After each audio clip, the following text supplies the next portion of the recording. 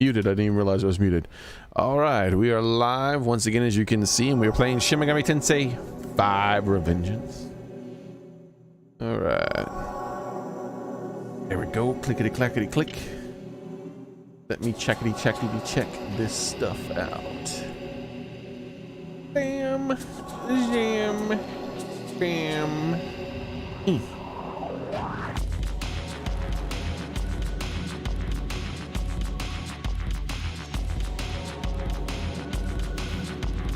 Mean. Oh man. Oh well. Hey Soren, how's it going?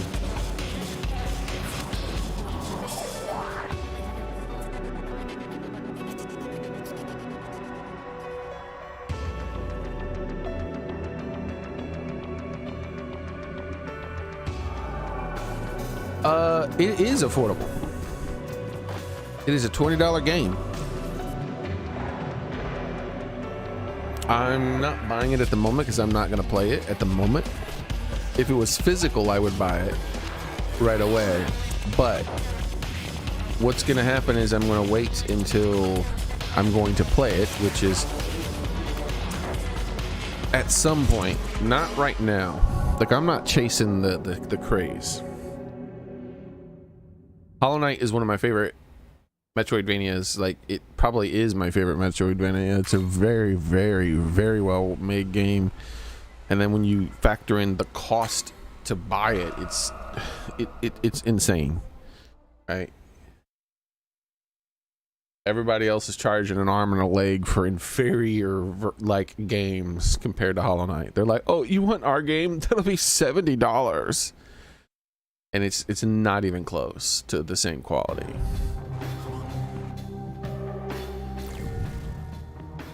All right. Museum.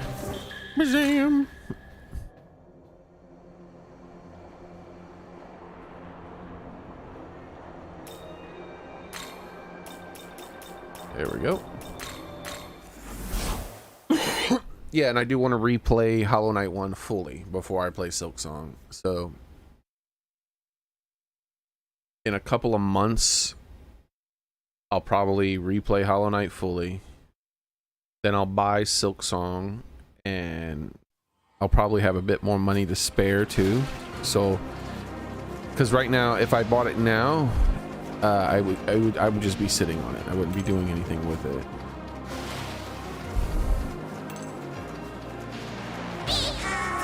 And I definitely don't need to buy it just to try to say support the Team Cherry that made that, because so many people bought that damn game. Apparently it made Steam crash or something, and I'm like, what the hell? I never even heard of that before. But that game proves what I've been saying. Like, I'm 100% gonna buy it and play it. Just not at the moment. Like I said, I try to make a habit now of buying games when I'm going to play them. So with that game, it is soon I shall play it. Soon. Soon as in probably sometime this year, for sure. Just I got a lot of other things at home.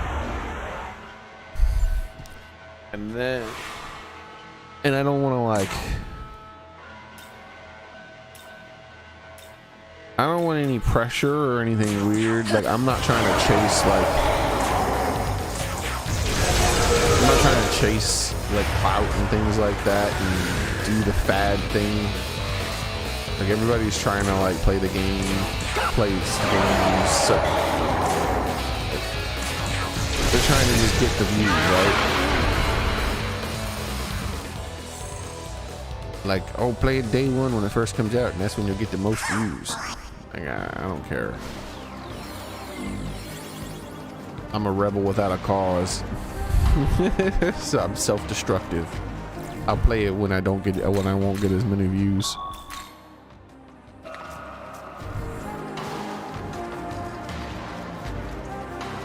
All right, so you die.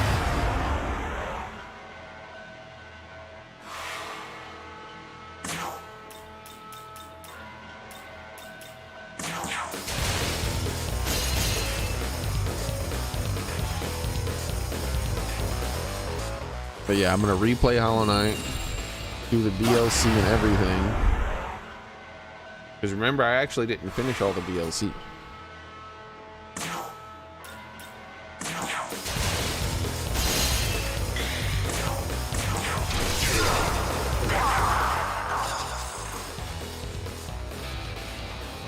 Like, there was some sort of DLC for it that I only messed around with a little bit, but didn't actually go into.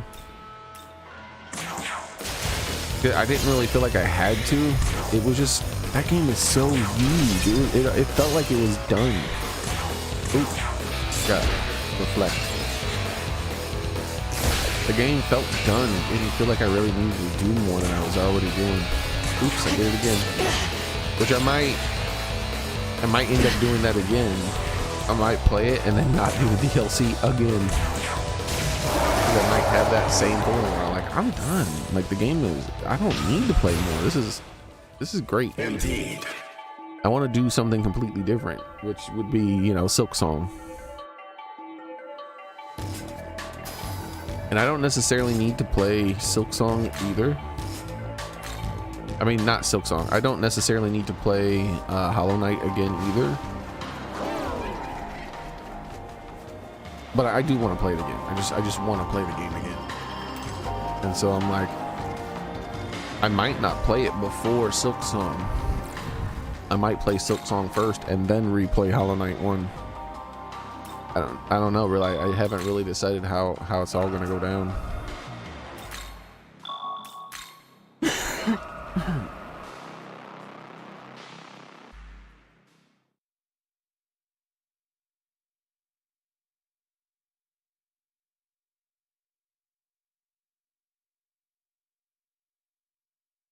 The other thing is I'm probably not going to play those games back to back.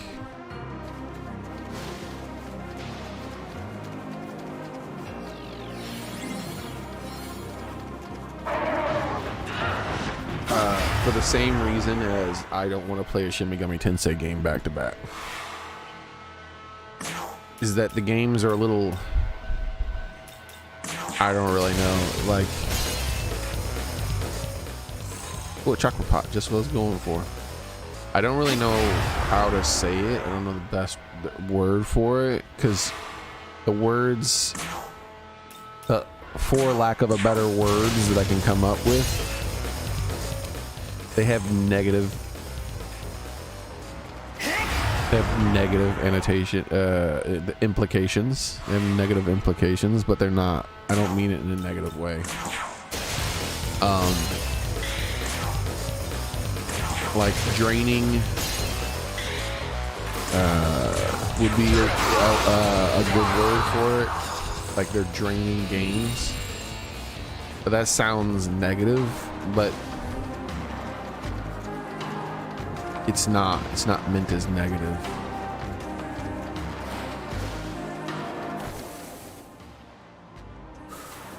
Like, it's just,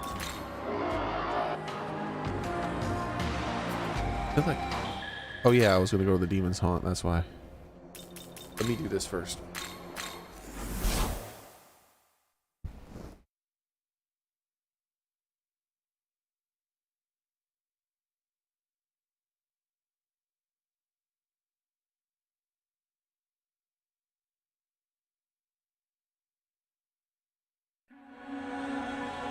Yeah, but you would think most languages would have a word for that sort of draining because of sex.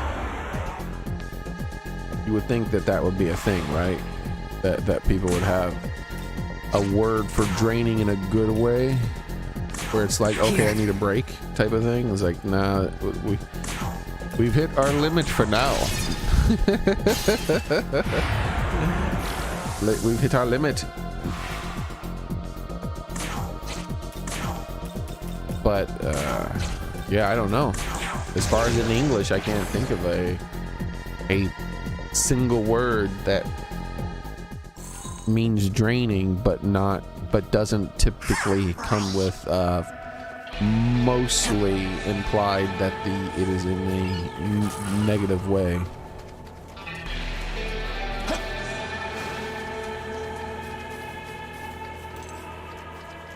But yeah, I need like a Silk Song is not Silk Song, but Hollow Knight is an exhausting game in a good way. And I don't mean like it's like, oh man, it requires a ton of skill in this. No, it's just like I don't know how to say it. It's just like that's why I think that I never ended up doing the DLC. It's because it was too much. It's like, all right, we're good. I'm done. I should have went back and played the DLC after a break or something though. Shin Megami Tensei is not. I should say drain. It should say it's draining in a more neutral way. I'm not saying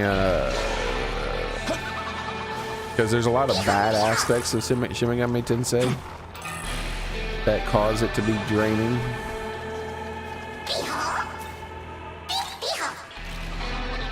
So I don't know. It's not the same as with Hollow Knight.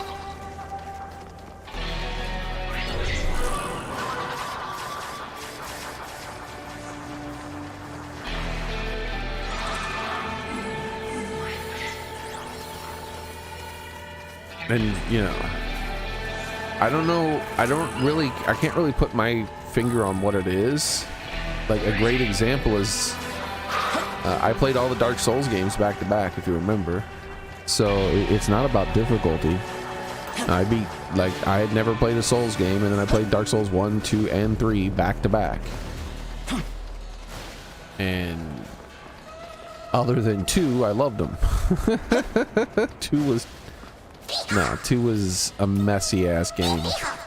After coming off of 3, after coming off of 1, it like 2 just pissed me off. I was like, what is this game? It still had some redeeming qualities about it. It was and because of what I heard that a lot of people just say skip 2 and play 1 and 3, I was like, okay, well, I'm eager to play 3 then. Still, I'm looking forward to it. Where some games I'll play the sequel and then I'm like, I'm not looking forward to playing any more games from this series. I heard very similar opinions about 2 that I was having, and then those same people were giving opinions that 3 is a great game, and I was like, all right.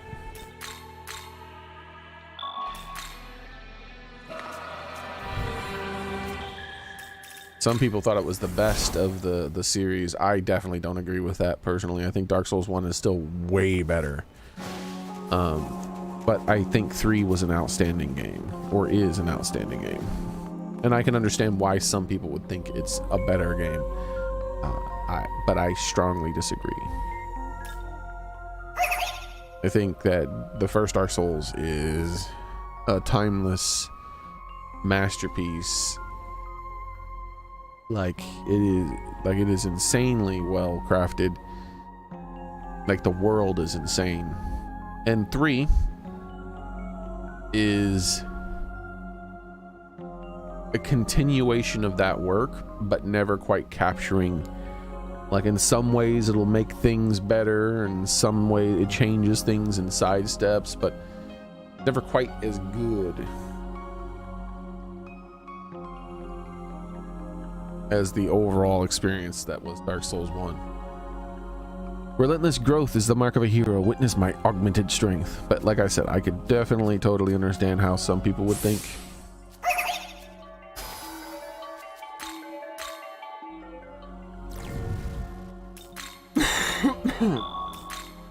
It's a better game.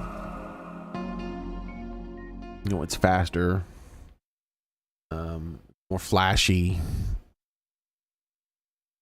It's balanced a bit better in some things. Visually look more interesting.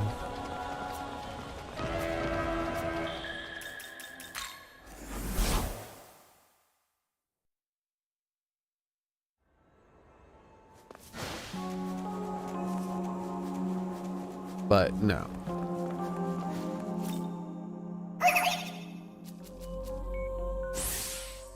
That's better, kitty cat. Say. What's Such admirable dedication. Perhaps I should put in a little effort myself.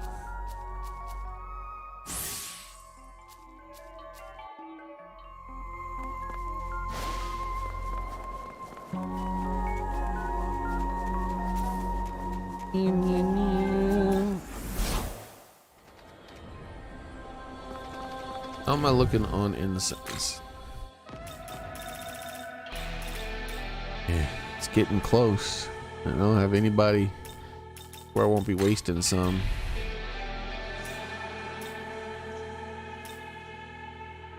Oh wow, she's almost up to 100. Wow. Wow. Wow.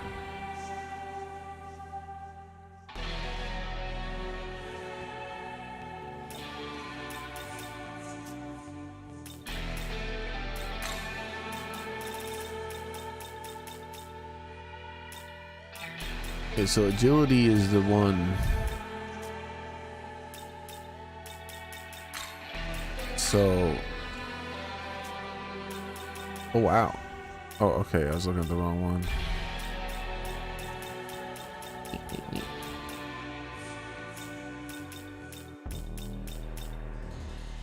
No, thank you. No, thank you. Yeah. Just gonna have to waste some of them, unfortunately.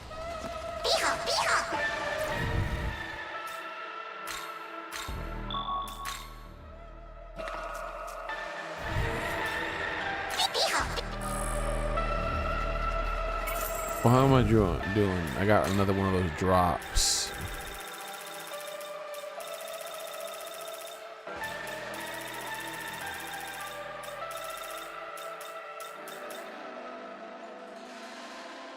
Or was it a pot that I got? Crap. Guess I could check by going to analysis.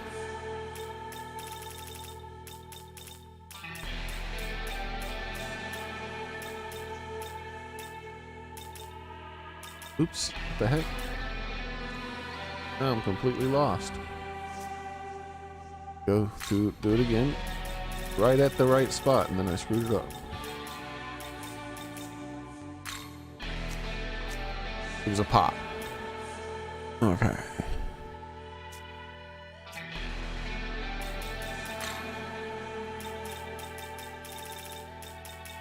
Okay, cool.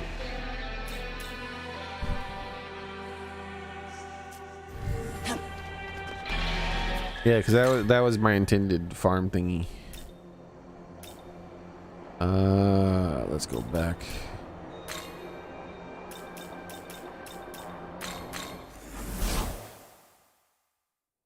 So I want at least 2 more pots.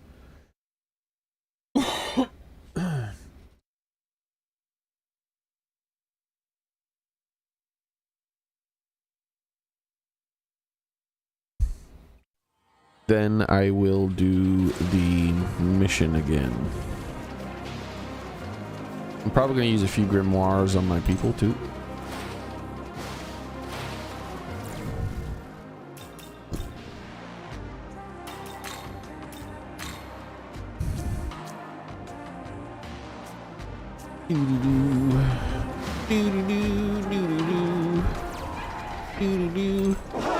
Take this, Elephant Man.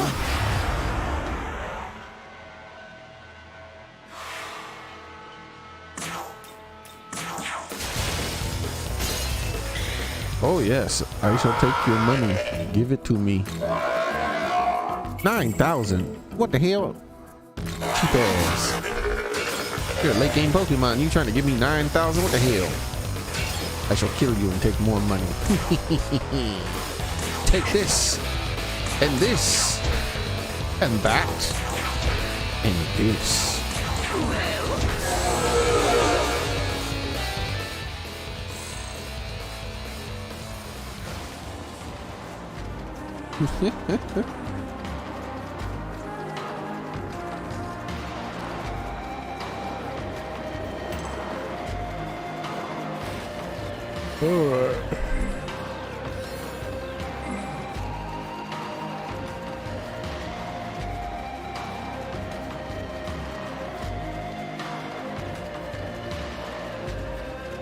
All right, so right here, I save right here.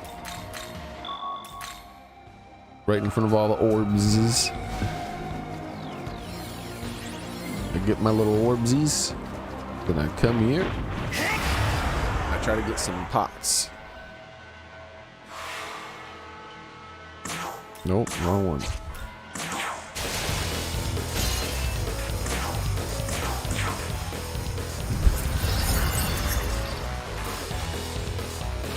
Any last words? Now die.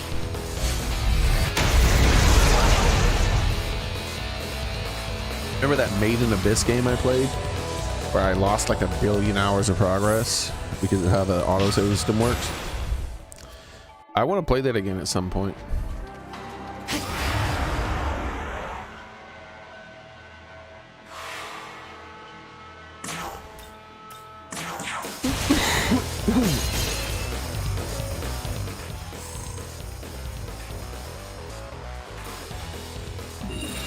Damn it. I'm gonna go all the way back to the thing again. Then we get to reload. Bastard.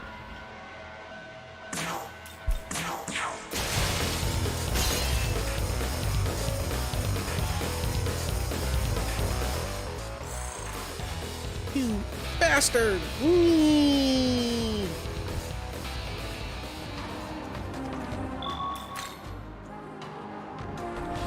I don't like allowing for more than one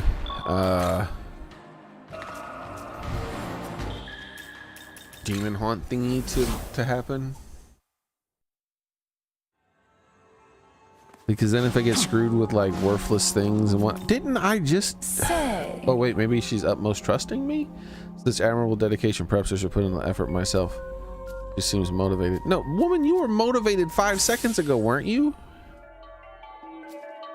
How does this work? Yes. I like that look in your eyes. Sometimes that's just what we want to see with the world on the verge of ending. I mean, what happened? I just powered her up for motivation. And then I battled like 3 monsters and she's like, by the way, I'm even more motivated. Like, how?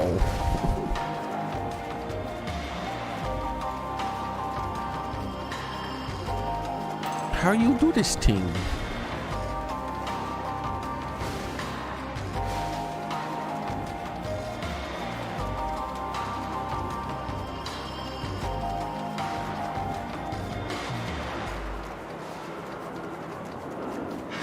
Though I remember hearing that Made in Abyss is an anime, and I don't know. I should probably look it up. Should I watch the anime before playing the game, or will the game spoil the anime, or will the anime spoil the game? I don't know. It's all so confusing. All right, so let's save here. Then load.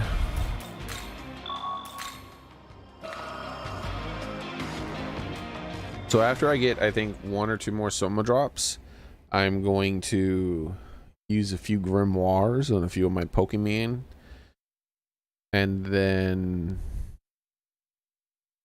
go into that battle again. Because then I'll have more SP. And I mean, I'll have more SP on multiple sides. Like, I'll have more SP from the items, the consumables, but I'll also have more SP because they level up a couple of times.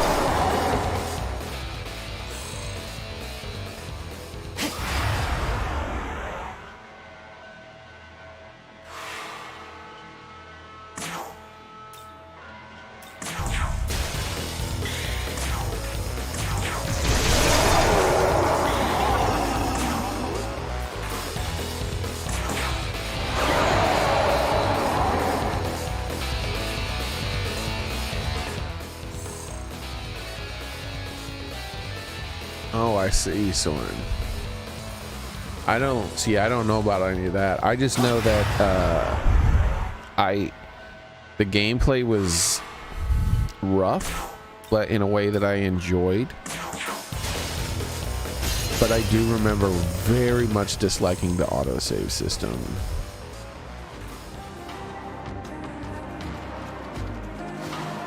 I looked for like to see if there's like a Steam version of the game or something like that that I could mod to make saving more modern. But there was nothing. Not a ting.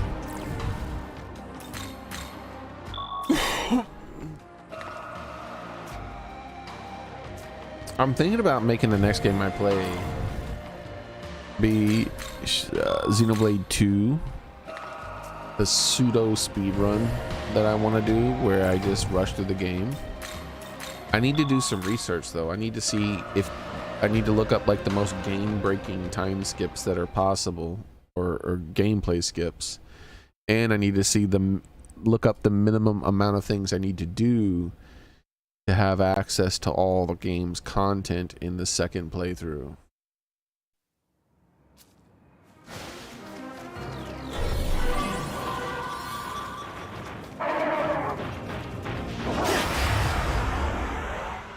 Because yeah, I want to skip all the cutscenes. I want to skip as much content as possible, and specifically so that I could do a new game plus. Because I want my second playthrough of the game, my second real playthrough of the game, to be new game plus. It sucks that I can't just transfer that data from that other Switch. That would make things so much more convenient. But Nintendo are pieces of shit when it comes to save data. They're like literally the most restrictive gaming company on the planet when it comes to playing around with your save data. It's insane how oppressive they are.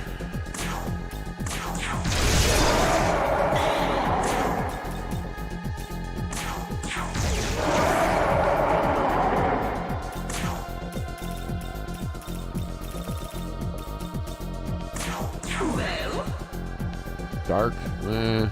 Well, if this doesn't do it, then oh well. Oh, I should have skipped to her. My bad. I messed up. I forgot. I just assumed I had an extra turn.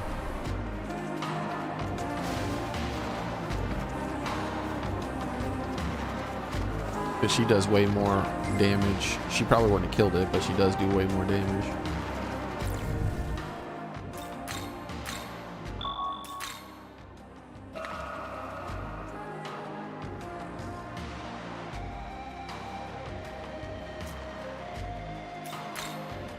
Well, I can probably I can just get that in my second playthrough, you know, at that low percentage blade thingy.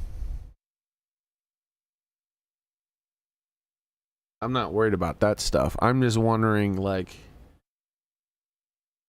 if there's alternative things where it's like, oh, in one playthrough you have to, like, you only have access to one of these two Pokemon. So you have to choose in one playthrough and then in the next playthrough choose the other. Like, I don't know if it does something like that.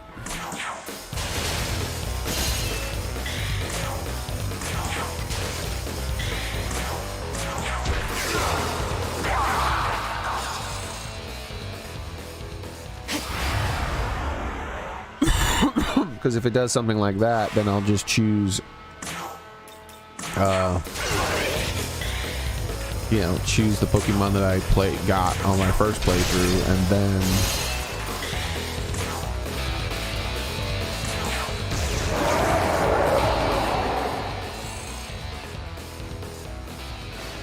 after that,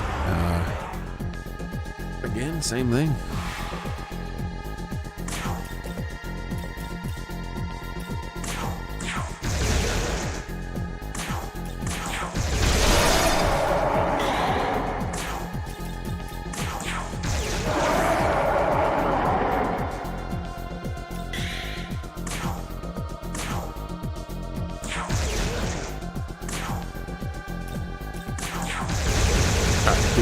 I'll definitely just have to use the scope.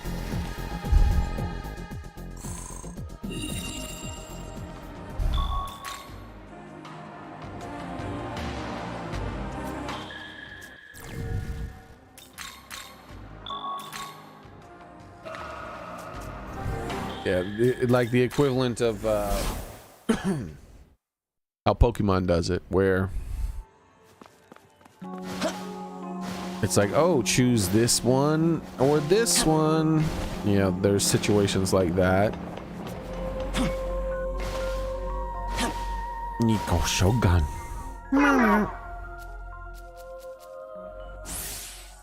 You're one lucky kitty.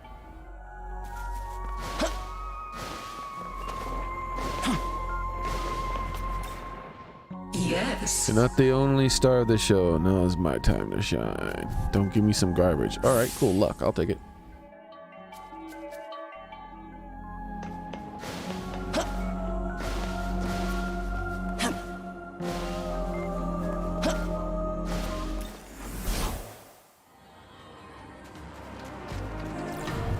Yeah, I would definitely do that. Unlike my first playthrough, where I minimized my levels, I would definitely do the opposite in a New Game Plus, where I would,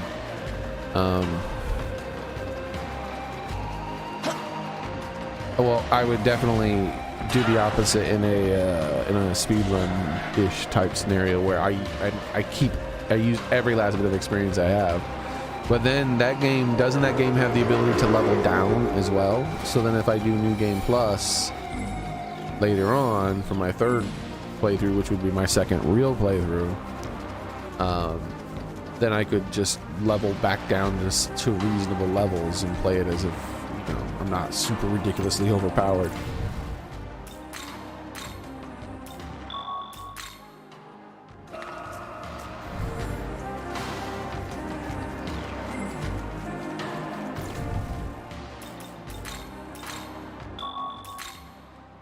I don't understand why that's not a feature in every RPG ever made.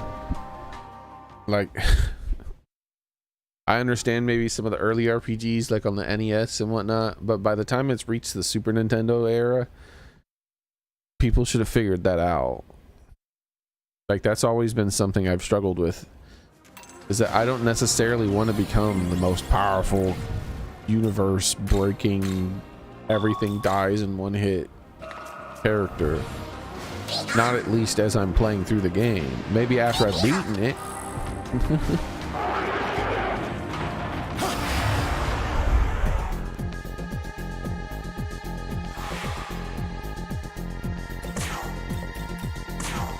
This'll do. Why does it keep making me fight these guys? Maybe because I haven't defeated this one and it's gonna keep spawning them until I do.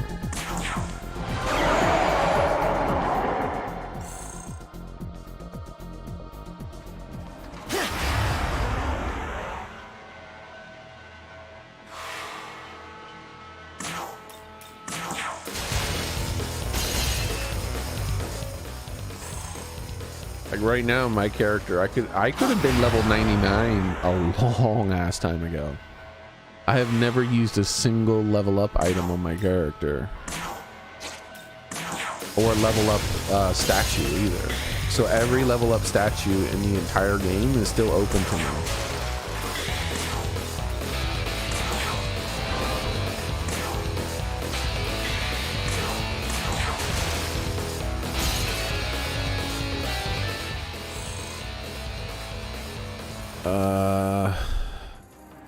These things.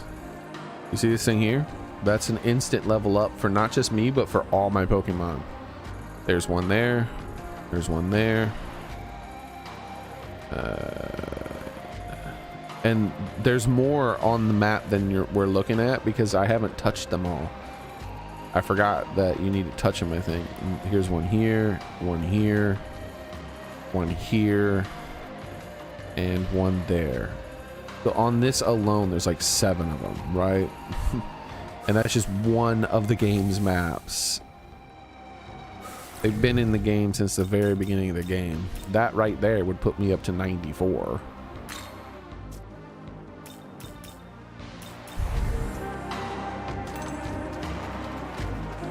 Oh yeah, that's right. I gotta run back here and save.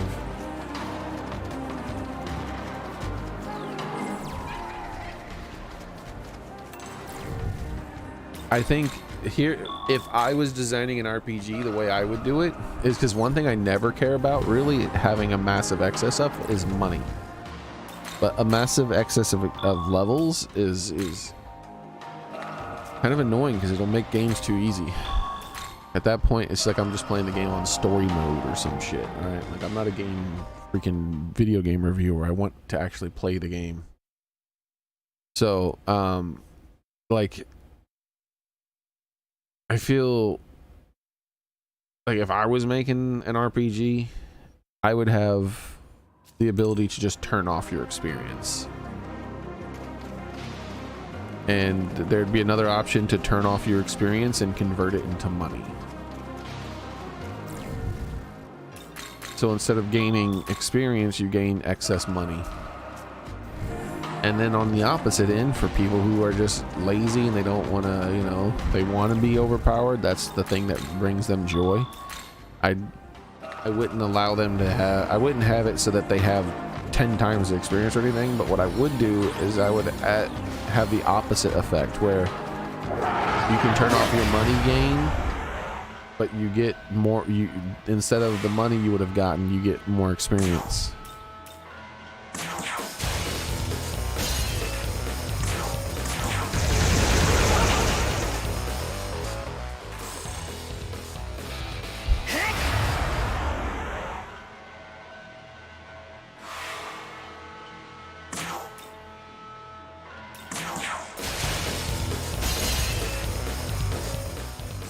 Also, one thing that I would definitely not allow, high force. I'm not getting rid of any of these, so you don't have room for this because you're keeping your unique and that's your only force move. So sorry, you can't have it.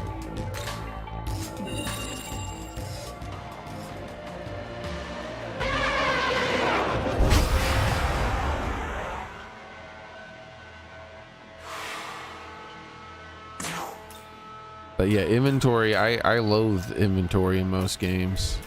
Keeps running thing. The way I would have, like if for some reason, like say for this game, they limit the amount of items you can hold because they're like, oh, it'd be too powerful if you had this many of this item per battle. I'm like, is it though? I didn't know there were 3 of these down here. Like, is it really that big a deal? Sure, okay, fine. If you don't want people to have access to that many per battle, then limit the amount that they could use per battle. Don't limit the amount that the player just has access to in general. Because that's so... that's one of those things that feels really bad. You do your thing, and it's like, oh, here's your reward. Oh, well, you don't have space for your reward. Tough shit. Like, really?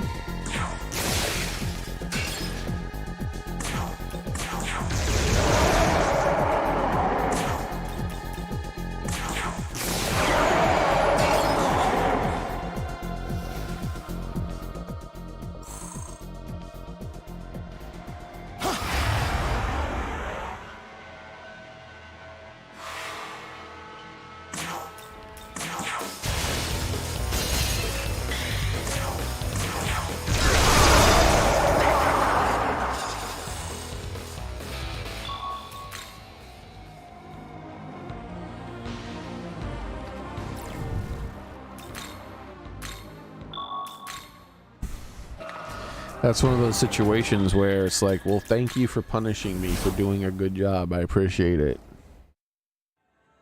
No one enjoys being punished for doing a good job. That happens in real life too much to everybody, just about. So no one enjoys it in a video game. Though it is but a fraction of my power. Yes, yes, we've heard this a million times, kitty cat. Everybody's getting more lucky. Nice. I was just struck with a thought. What if you are an avatar yourself? Some higher being desired to save this world and descended onto this land as you imagine. He's really pleased with that idea, apparently.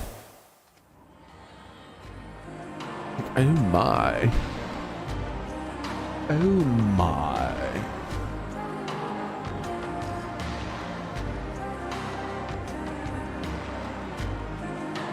Imagine. Just imagine it.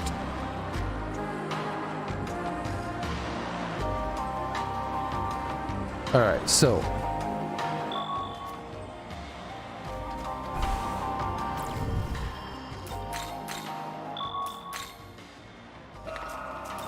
back at it again we go. We're gonna get one drop eventually. Well, we technically already did have one, but we're gonna get another one.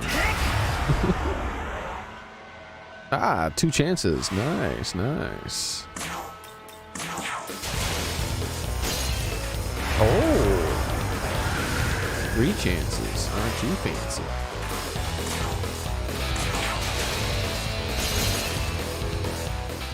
Hey, there we go.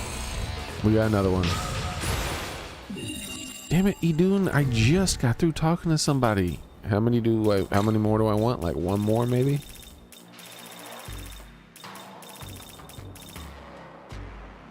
Yeah, one more. Just the one.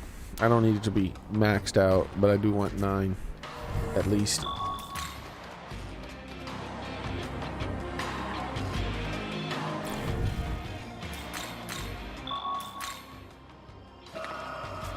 I'm getting a lot of bonding from this.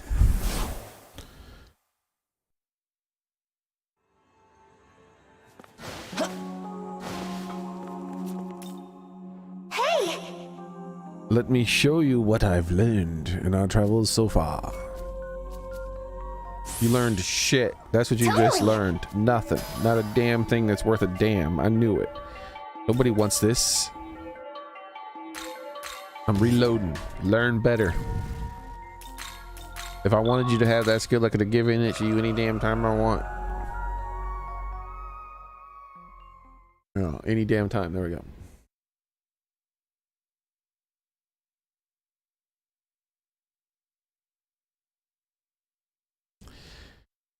Do do do do do do.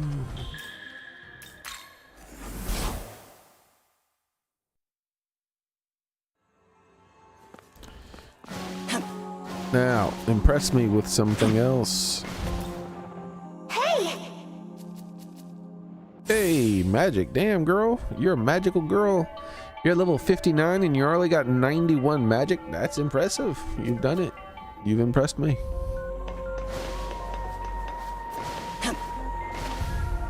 Right. All this fighting, fighting, fighting. Can't we break things up with a little pleasure now and then? Whenever I need to blow off some steam, back in the day, I'd go down to Earth, find a hot human lady, and make some sweet. Well, I suppose nowadays a man's got a little more diplomatic talking about such things. All ancient history now, anyway. Yeah, especially because the shit that you did in today's society would be extraordinarily illegal. It would 100% of the time, almost. Well, not 100, but 99% of the time, his stuff would be classified as rape.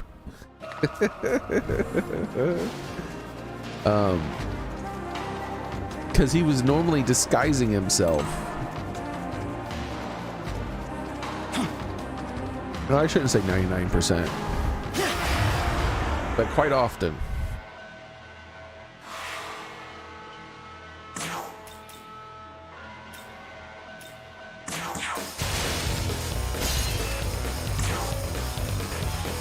Like think Revenge of the Nerds, where he like in Revenge of the Nerds, one of the nerds who was crushing on one of the cheerleader ladies or whatever near the end of the movie, he wore the same costume as one of the jocks. And she mistook him for the jock. And then she fell in love with him because he was a much better lover than the jock. In reality, the vast majority of the time something like that would happen, his ass would go to jail.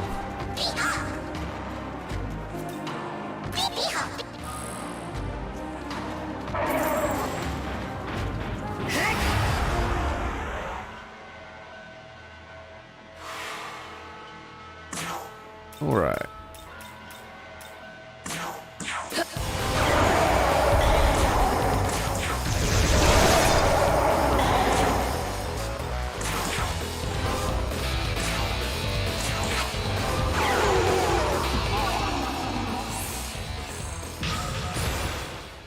And Zeus did a lot of shady shit like that.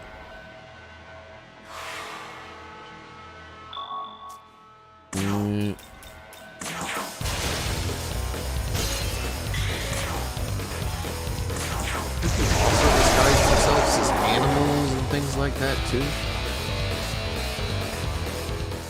So I don't know if that would be classified as that. I think it still would be.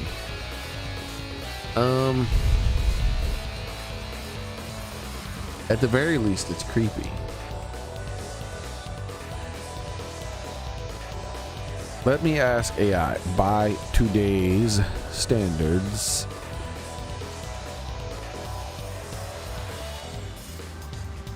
how would the majority of Zeus's sexual encounters be viewed?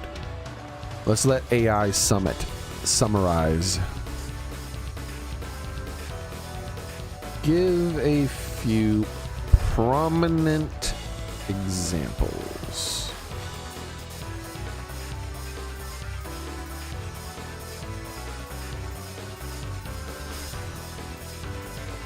They would be extremely negatively, often as rape, coercion, grooming, or abuse of power.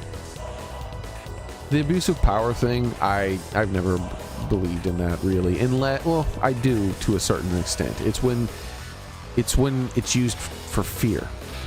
That's the thing, right? It's like if he's like, well, looks like you're not getting into whatever Zeus's version of heaven is unless you do something. Like if he's starting to imply that, then yeah, that's different. But I think that the whole abuse of power thing is way overused. I think that the only time it's valid is when there are implications of a punishment. But if there's no implications of a punishment, then there is no abuse of power. Women in general tend to love powerful men. So just because a man's powerful doesn't mean he can't have sexual encounters with women who are not as powerful as him. That's ridiculous to say that they could not. That only people of equal power levels are allowed to interact in that way. That's stupid. So the whole abuse of power perspective has been completely watered down. Completely. Like, whereas, say, something like situations where it is that way is, say, with a boss at work. It is hard. There are ways it would be. It can only be between those two people. Only those two people can make it cool. But in the vast majority of cases, a boss at work sleeping with someone who's beneath them,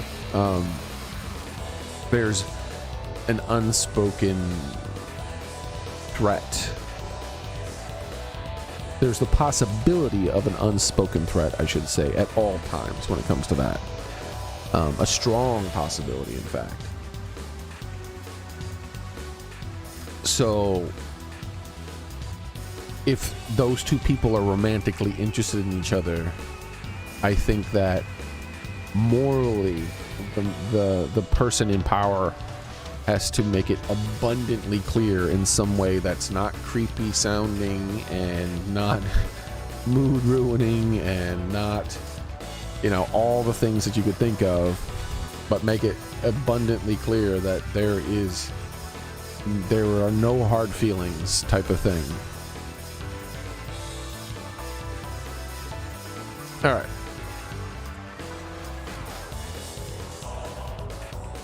Yep. He transformed into a swan and seduced Leda. This is best described as rape. Leda has no meaningful ability to consent, particularly since Zeus deceived her by taking an animal form.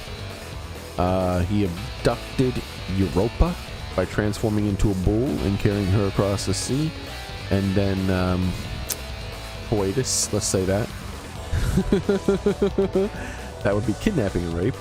And Danae was locked into a tower by her father. Zeus infiltrated her prison as a shower of golden light, and then just impregnated her. Like, yep. Follower of Artemis, sworn to chastity. Oh wow, really? Was either seduced or overpowered by Zeus, leading to her banishment when her pregnancy was discovered. Zeus abducted the Trojan prince Ganymede and then took him to Olympus to be his lover and cupbearer. How old was this Trojan prince? That sounded a lot like modern some modern things that happen to boys or something.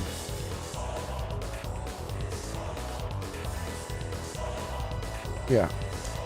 Zeus, in the stories at least, is 100% degenerate. I feel like he's degenerate even by the standards of the times back then. I'm sorry, but like, yeah. Forcing yourself on a stranger is, I don't think, has ever been cool for most people. Especially a stranger who's sworn themselves to chastity. That is especially messed up. You want to hit him in the skull? No. Why would you? You just wasted it. Oh. Oh, that's fine. That's just a random skill gain from a level up. I don't care about that.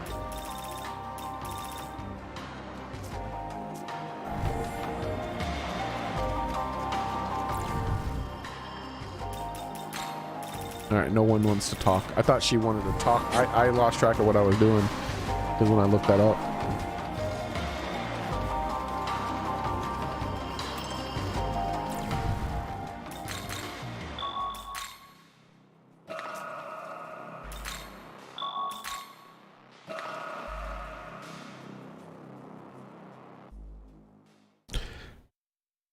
Yeah.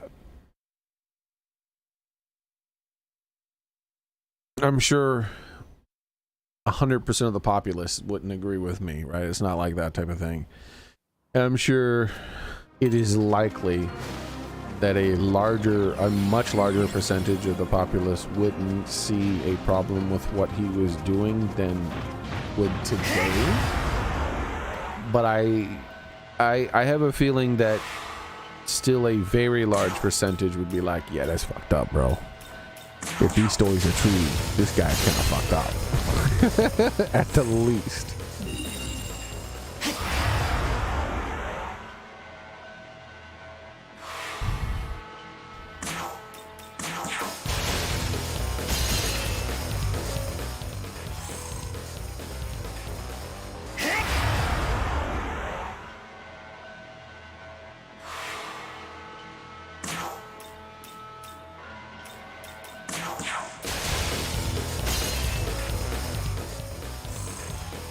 Like, it's not even presented like it's so much. It's so weird with that painting of gods too, because all of them, not all, but many of them were doing that kind of thing, and in their stories.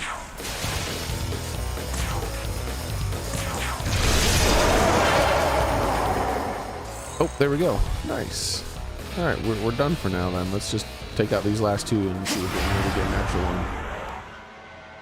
one.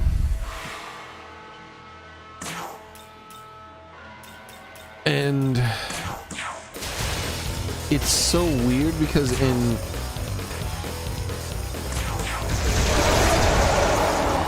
their mythology, it doesn't seem like the gods are really that important, or the relationship between gods and humans, really. You know what I mean? So it's just like, it doesn't seem like there's a purpose in what he was doing, type of thing. This is what, I guess that's the way, one way I'm trying to say it. I mean, well, there doesn't seem to be a higher purpose, let's say that. Right? He's like, for the good of Troy, I must take this boy and make him my cupbearer and do lewd things, right? Like, that doesn't, like, I'm pretty sure the stories don't play out like that. He's just like, yeah, you's hot, boy. I'm gonna do some lewd shit with you.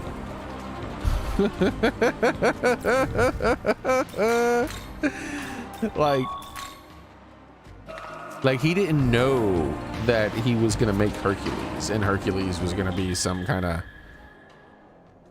murderer, and then because he wants to repent for murdering his family, he's gonna become a hero. Like he didn't know that, right? Before he did what he did. He just did it. He's like, you hot girl.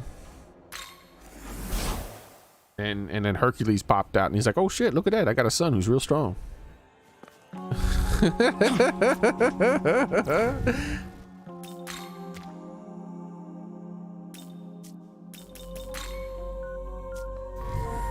Like I say, you know, it'd be different if it was like a forced sacrifice type of thing, where it's like, this is a sacrifice I'm willing to make, and you know, and he's forcing his followers to make a sacrifice in order to make things better. In a lot of cases that's pretty rough too, but not always, and definitely not as bad as just being like, oh look, a happy little accident. And it's not always a happy little accident. Sometimes it's like the things that he made were monsters. Though it is but a fraction of my power. Yep. Or luck. You're one lucky kitty today.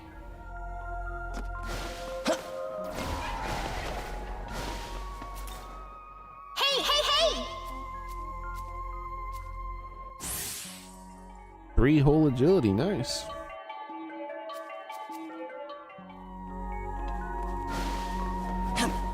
All right, let's talk to this fella over here, and we'll do that fight.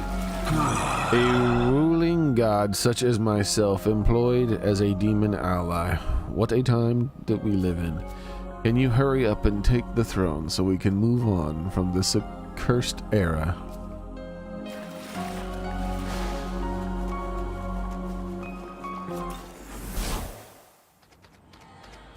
All right.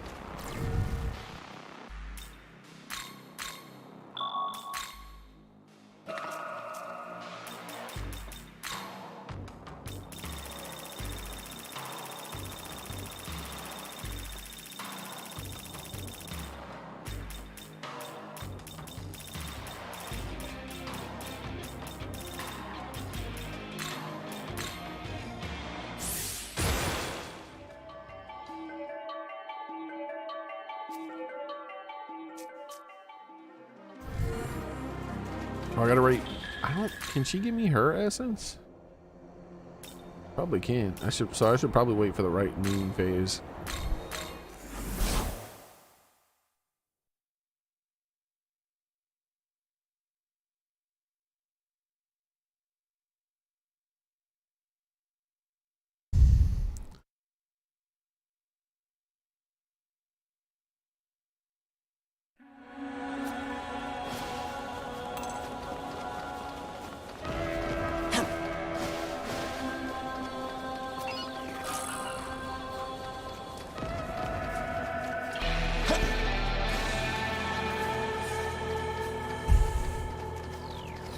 So this fight,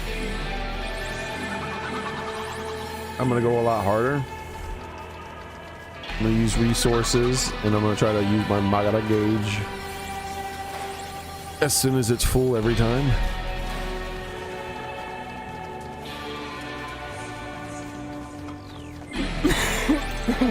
All right.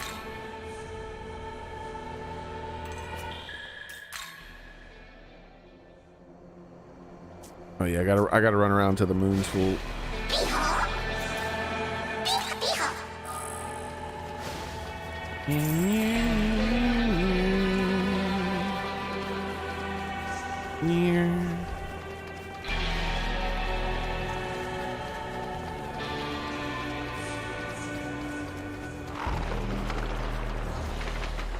Get the full moon.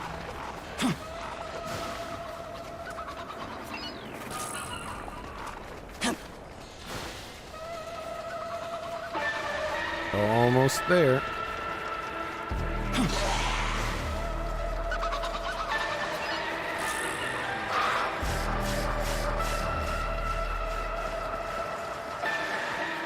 One more phase.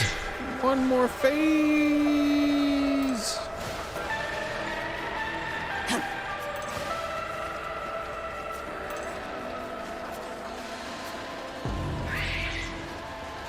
There we go. All right. So, party, what do you got? Agret, Eo, Cleopatra, Essence. I don't know if I know Agret I can get, but I don't know about Teo. I know I can get Cleopatra. There's Agret. Let's see what her skills are. How do I do this? There we go.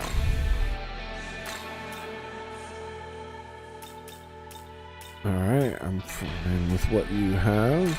I'm not going to use your essence.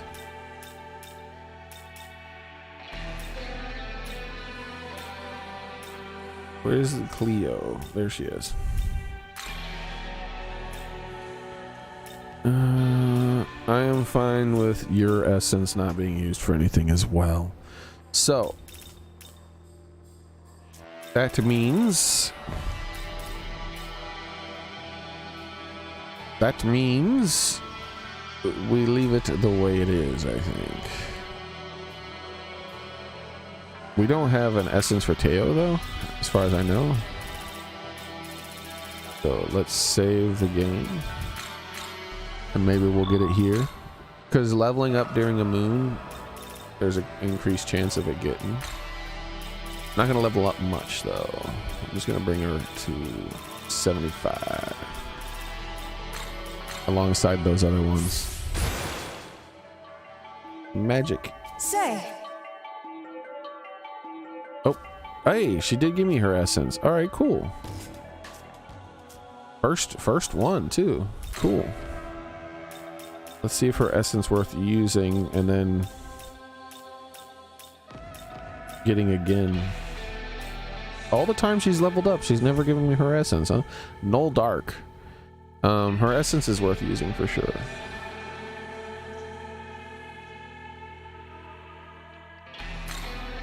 Heavy Light all, Severe Light 1.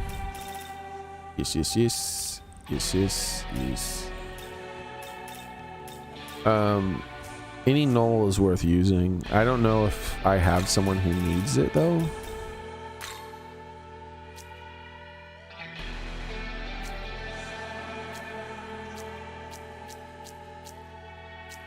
But I could have someone who needs it in the future.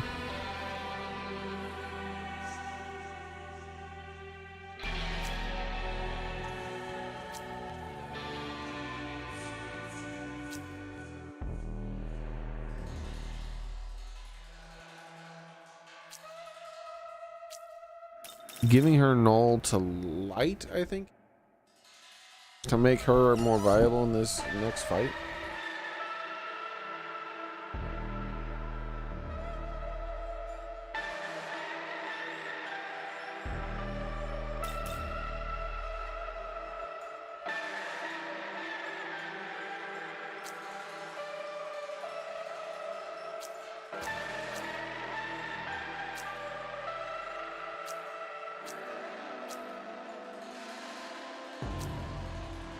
And no one here really needs Null Dark, so I'm not going to bother using it.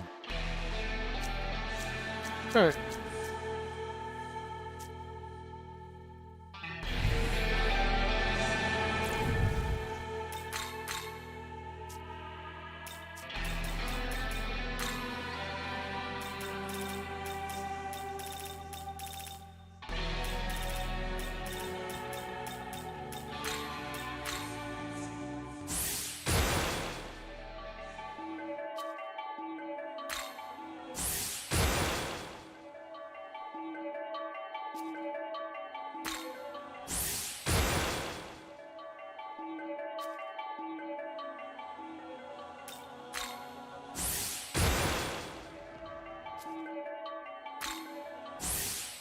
Wow, she's one lucky girl.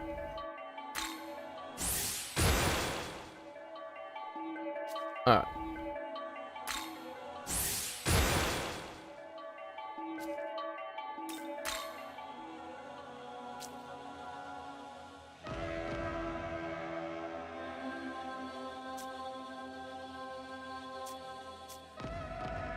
Let's do that right there. Got them to the even levels now, what they were, what she was. And then, like I said, I think it was light, so let's make a change to her. Go to party, Leyline, World of Shadows.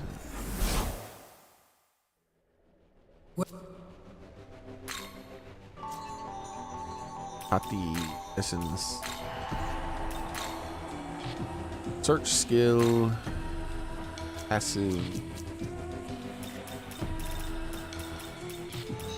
No light. Repel light. Alright. Who has repel light?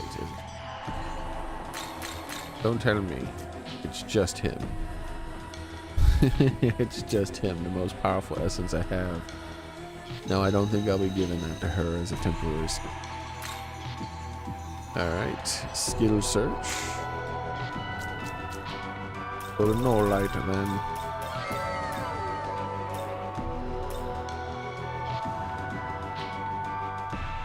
I'm not fusing, so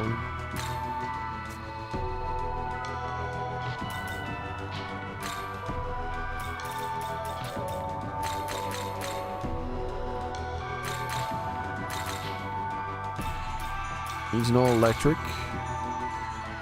And I want her other stuff to stay the same, so we're just going to give her no light. Back, let's move no electric and no bottom. And then give her this and this. What are these, by the way? Weak Almighty, Heavy Almighty, all foes. No, she's already got that. Too cool of a move not to use, even if it's weaker. Alright. If there's a better fire move here, I'd give it to her. This is heavy, that's all it is. Alright, that's good enough.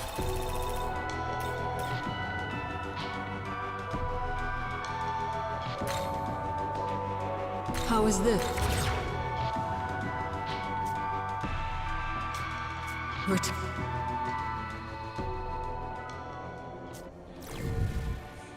Save.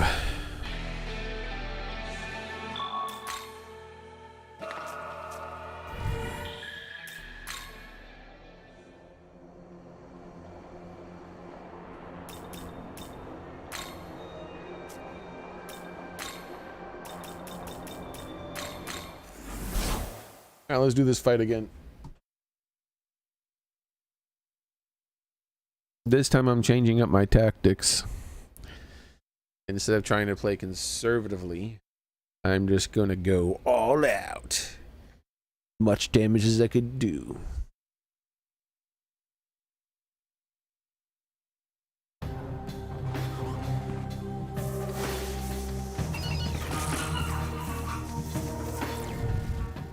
I could 100% win if I'm willing to use a bunch of consumables and make it so I'm constantly debuffing and buffing us, that would just make the fight a lot more trivial.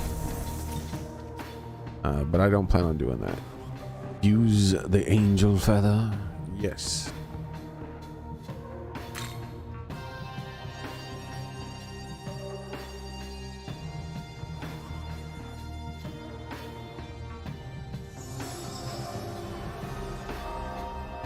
Yes.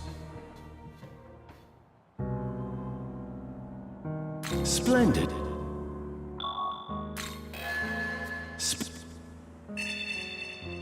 Yes.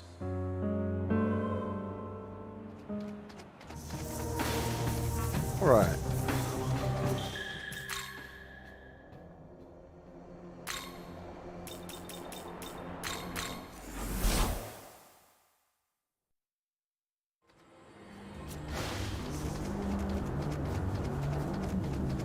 So I'm going to use up some more MP consuming items this time around. Not as many stuff though, and I'm gonna like Magara gauge my ass off every time I'm gonna use my Magara gauge every time I have it.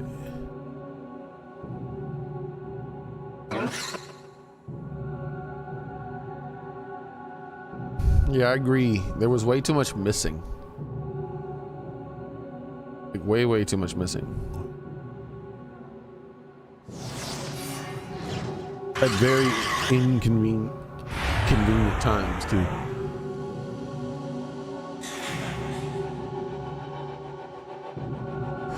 It would have been better if he had defense down.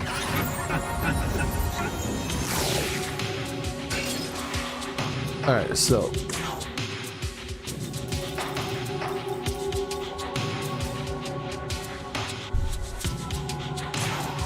You ready?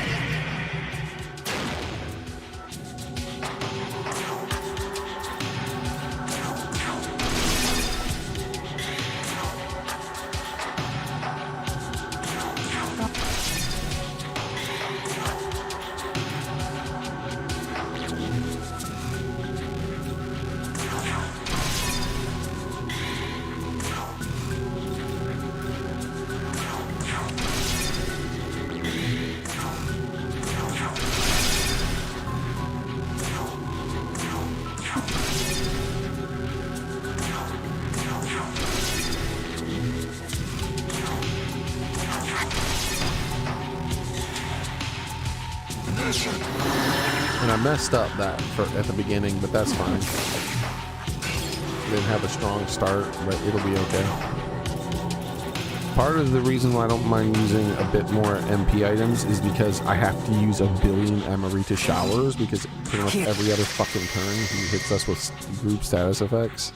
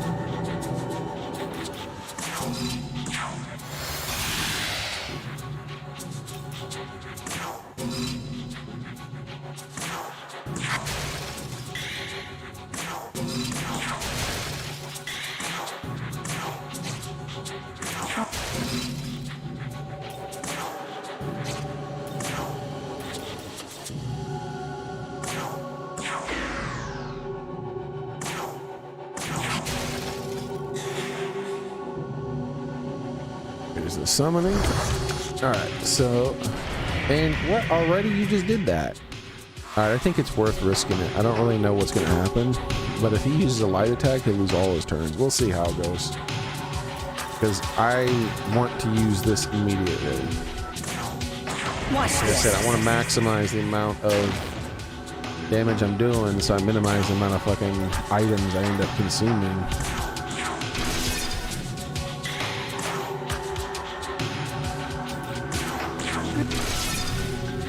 I think the third one he summons is ice doesn't work on him, doesn't it?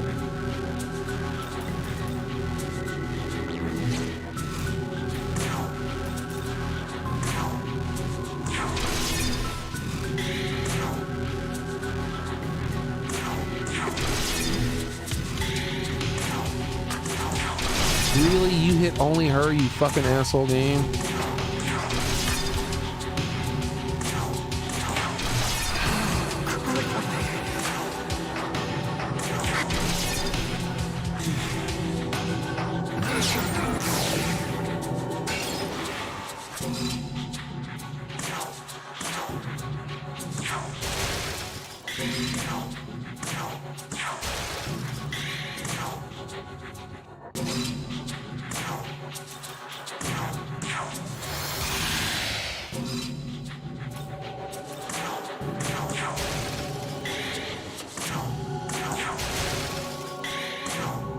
Alright, I've gotten him officially to half.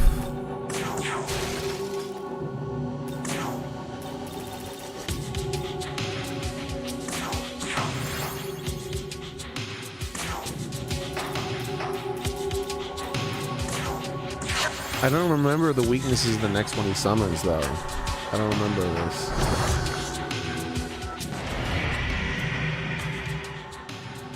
Is it physic? Is it force? I think she's weak to force. Yeah, yeah. Or is it ice? I don't remember. I'm looking it up because I should just know it. She's a major part of my party, but the game doesn't fucking want to tell me still. It's so annoying. Shin Megami Tensei 5. Oh, right.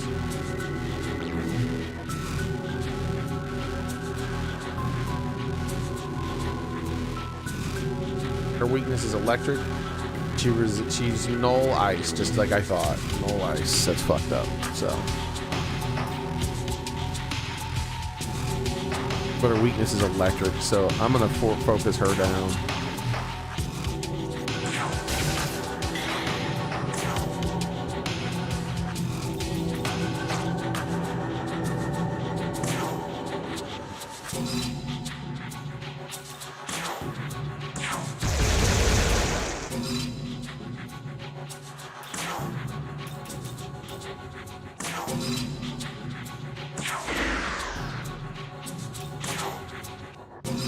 I wonder if Frolic will work on her. Nope, it blocked, so I get no more turns.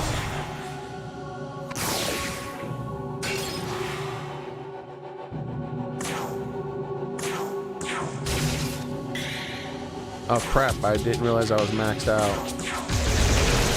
You know what, I'm gonna save it for when he summons that other bitch. Who I also have to look up, I don't remember.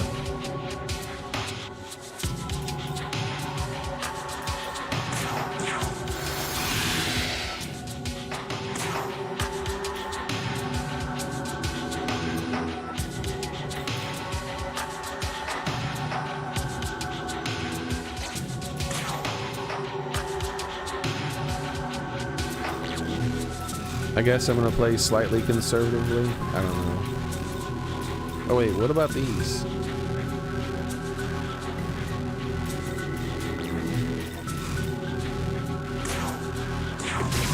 That way I'm at least doing something.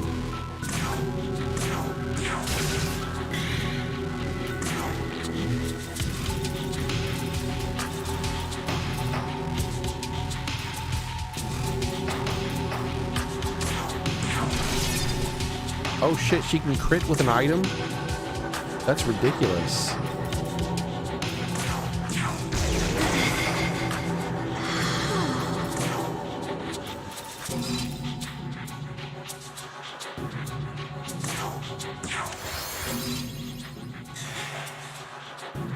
All right, here she is. This one has to be focused down too because she starts summoning them independently. And I don't remember her weaknesses.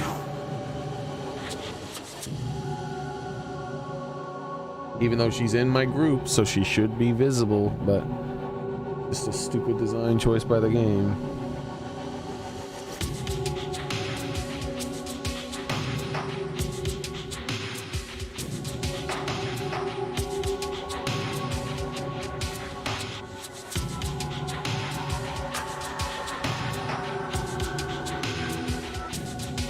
Alright, here she is. He's weak to light. Wait a second, but he's a null to light, so that's right. It required single targeted light stuff. I wonder if items count as crits. Let's find out. Because she really needs to die.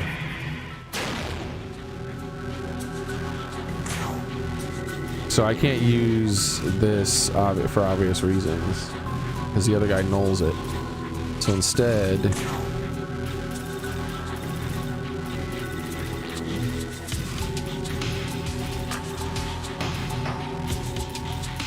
use this.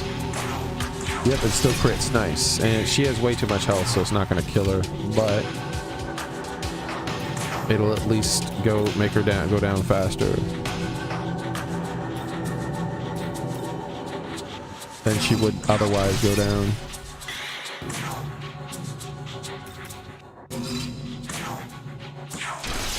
Well, that's good damages.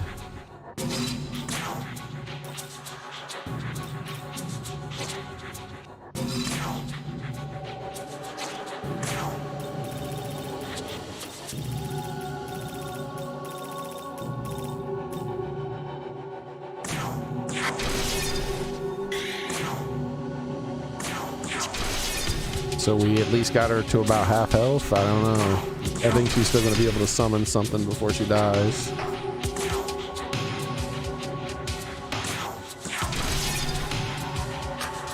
Because it's going to take another like 2 turns or more to kill her. More than 2, because I'm not going to have all these light gems. So she's 100% going to summon something else.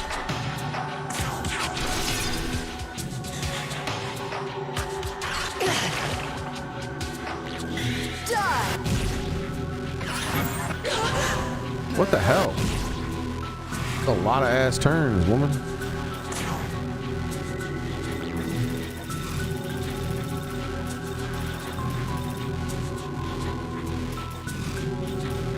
Oh, this is only the second one of these I've had to use. Nice.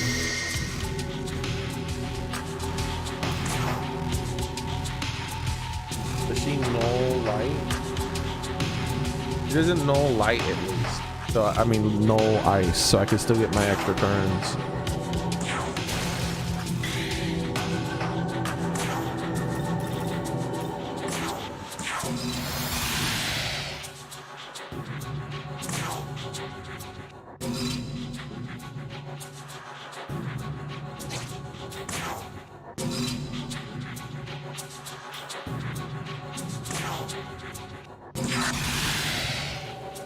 I would love it if they missed for once. That'd be nice.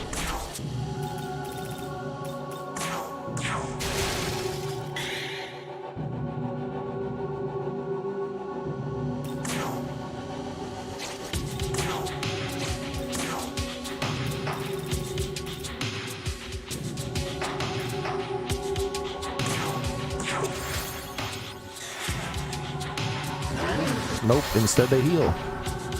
And Mother Earth.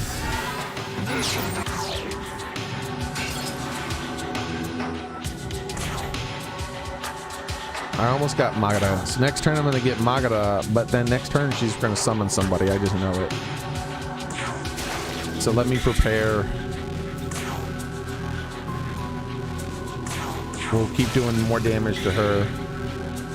And I'm going to severe light her, and then I'm going to preemptively make sure I'm ready to use MP next turn by using a Choco Pot on her.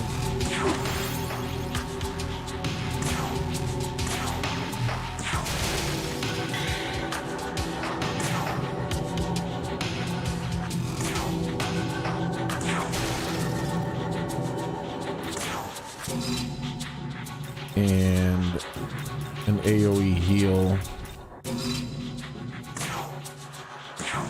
in case things go wrong.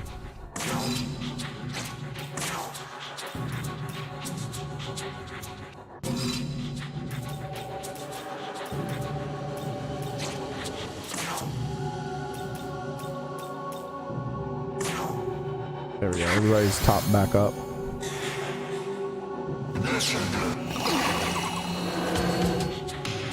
Okay. Yep, there is the summon. But hopefully that's the only thing she can summon, because hopefully she dies this turn now. Unfortunately, I have to skip my first turn because the status effect bullshit. Watch this.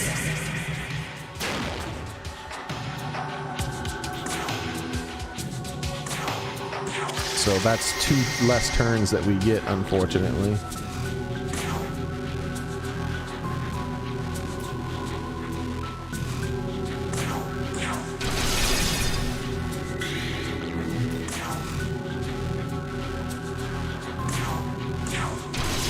Damn. She doesn't block ice, does she? Okay, that would have been really cool if she blocked ice.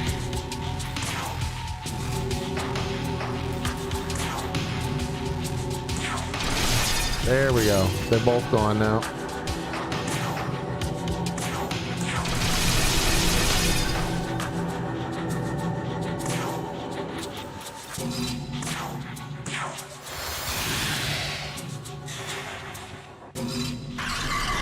Deadly poison, but no summon, right? Yeah. Unfortunately, he's using single target. Wait, she should have absorbed that. Both of them should have absorbed that. I don't like what it's doing here sometimes.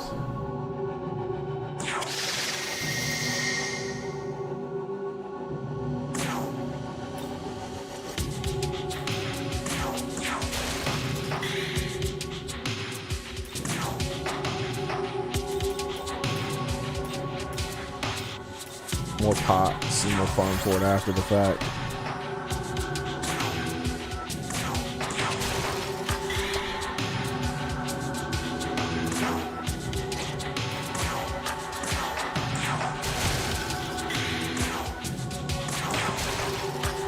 And where's one of those bead chains or whatever? Yeah, there they are.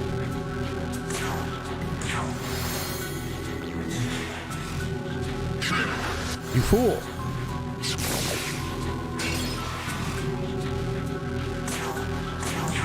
You just undone your heel.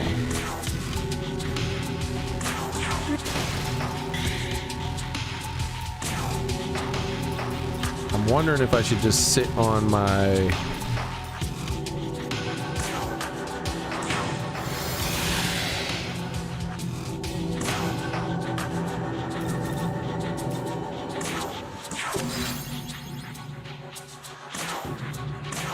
my Magara gauge, just in case he summons something.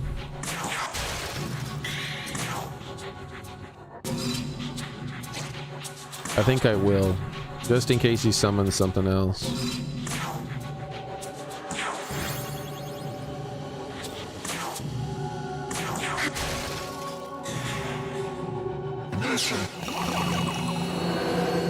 It'll mean that I have to use extra Emerita showers, which sucks ass.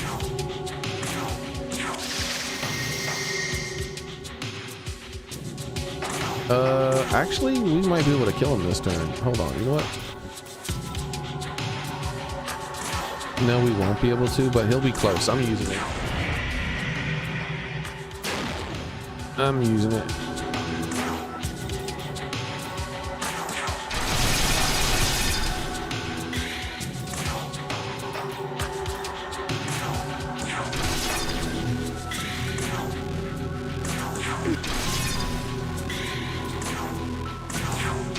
I think we would have killed him if I wouldn't have had to have lost 2 turns. But I think he's gonna have a sliver of health left. Yep, there it is. He did not summon anything. We're good. We win.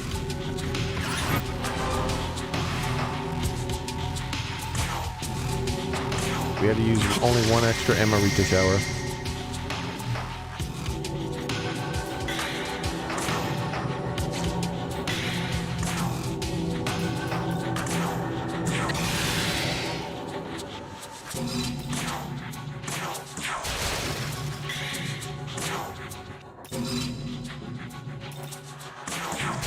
Damn, almost got him.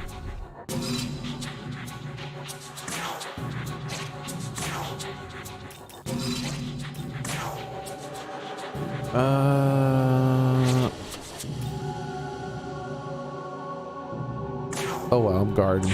This could be bad. Single target someone. Yay! Alright. Now you die.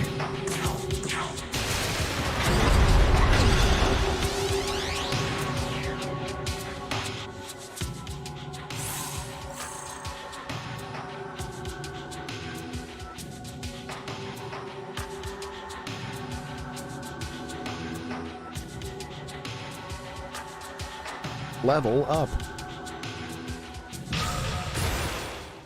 Yeah, what should I...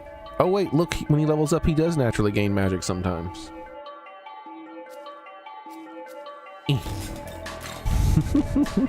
at how much magic he has. I'm like, more magic. More. He's one magical boy here. Oh, so much magic.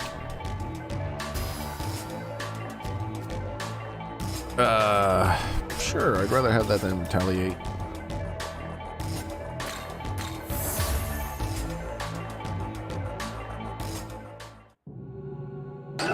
So I fall again, but this is not the end for me. The serpent's power is that of rebirth. No matter how many times I must rise again, I will someday bring an end to the bull god's rule. Hear me, Nahabino. A world of order is the farthest thing from a world of freedom. He rebelled against God and lent his power to the serpent. I shall be watching to see what you will do in the end, aberration of the bull god.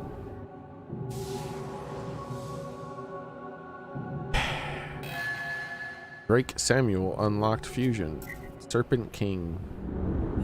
Serpent King complete. Your mama's complete.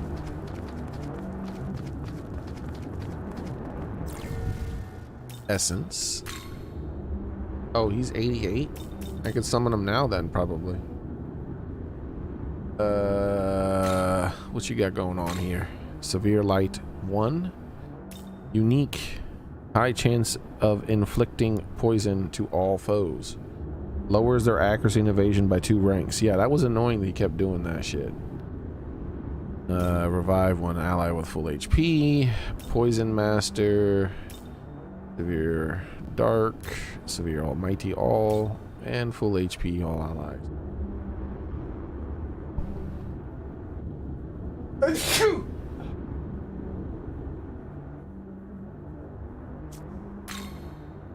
He has Repel both Dark and Holiness. Holy Repel! And immunity to poison and whatever the foggy thing is. Alright, so.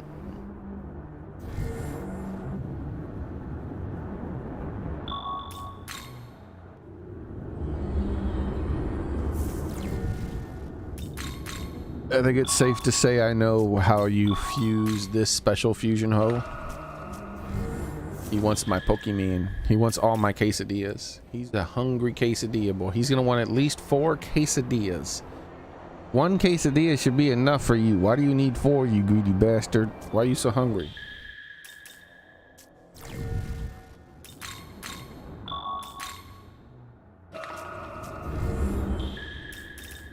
He's going on all the quesadillas that he summoned is my bet. World of Shadows. Oh. Welcome to the... Well, there he is at 88. Could summon him now. And he wants all my damn quesadillas. You know how expensive that's gonna be? I gotta buy them all back. They're probably each at least 200k. Greedy son of a bitch.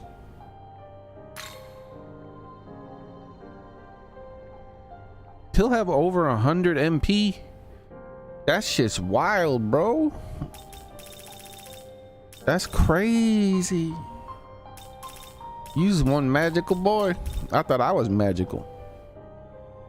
On the active party grants a pierce effect against foes that have ailments to 4 users who are quesadillas. Oh shit. And then he has this move, which is lowers accuracy and inflicts poison on everyone with a high chance. Oh shit. Yeah, that's a pretty good combination. Be a deadly quesadilla team.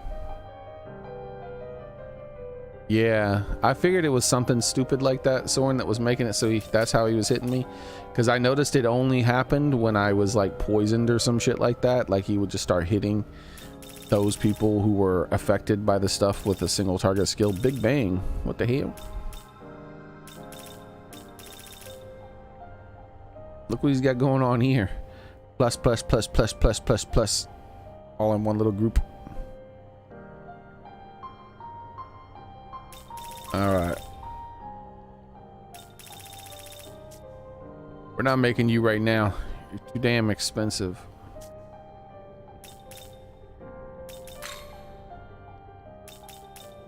We got 3 fusions we gotta do. And I ain't got room for them. I don't mind these 2 going. Wait, doesn't this guy need to be fused into something?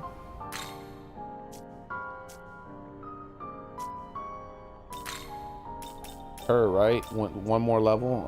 I fuse him into her. Yeah. Oh. Her? Ah, yeah. Oh shit. Oh shit. Look at this. That'll free up a slot for me. That's good. That'll free up a slot for me. Because I don't mind losing both of them. So that'll free up a slot. All right.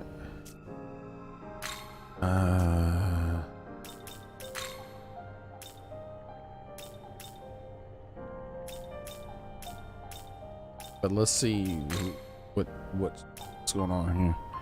What's going on here? That means I can get rid of him and just buy him back since he'll be going to the other thing. I don't mind that. This guy, I don't care about this guy. But then, you know, she's needed for the other fusion too. Oh, there we go. He's my only good dark user though. I'm gonna be trading him for this shit. Not true. This guy uses dark too. He's one of my very few dark users. I definitely just don't care about this guy. So I guess I'm gonna get rid of this guy.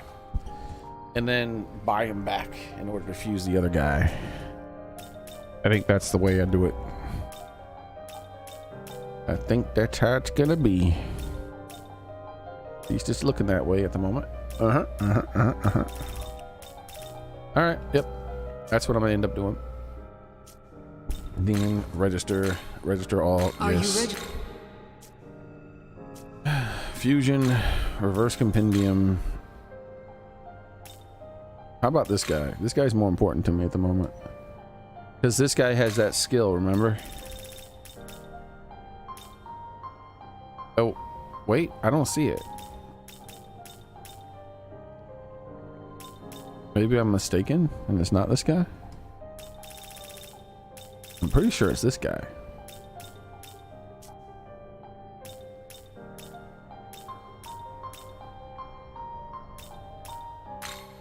Holy and electric. And electric.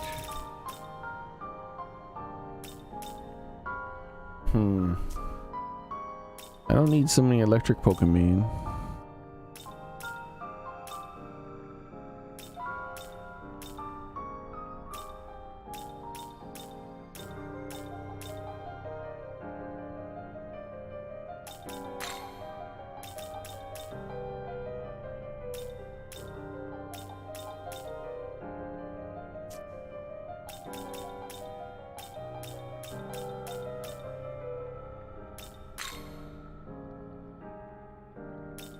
Another electric holy. Holy and electric.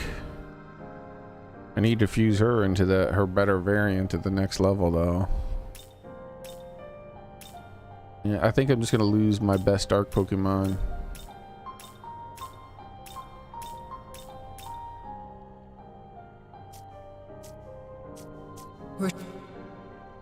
Tsukuyomi. I don't know what that is. Maybe. I don't know.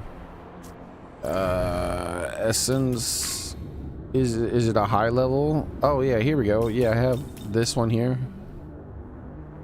And I think I have a bunch of them. I have... here's another one here. And... I think there's a third one somewhere that I have of him. I don't know where it is. There's it. There it is. And there's a third one.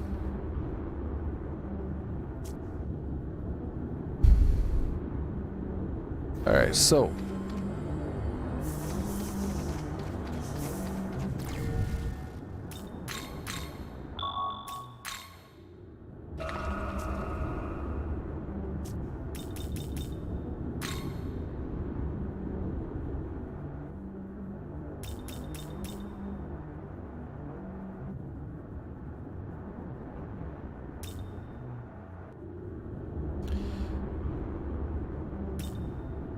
yeah, he's one of my best fire. Let's take a look at these guys again.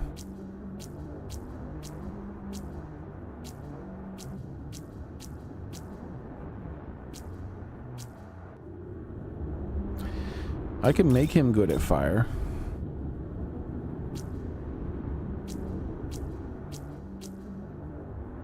And he's fire and dark. Yeah, I think I'm gonna get rid of this. Get rid of raw. I gotta make room. These guys are gonna be fused into some other things, so. Alright.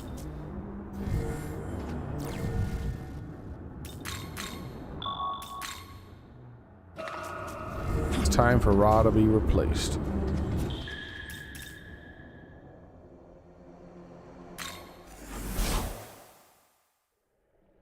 Welcome.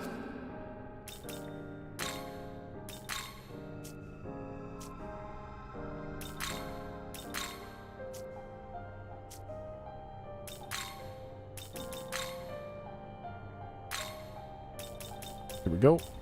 Do this right here. This one's a bit cheaper.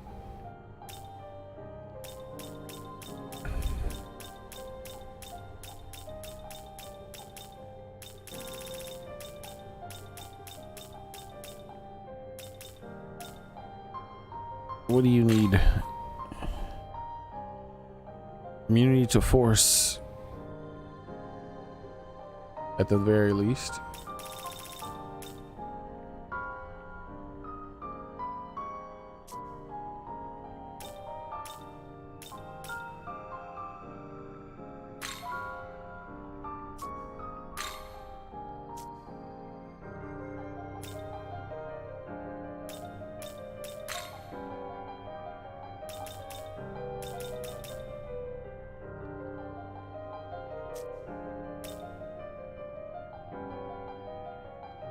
Oops, yeah, this one. Not this one.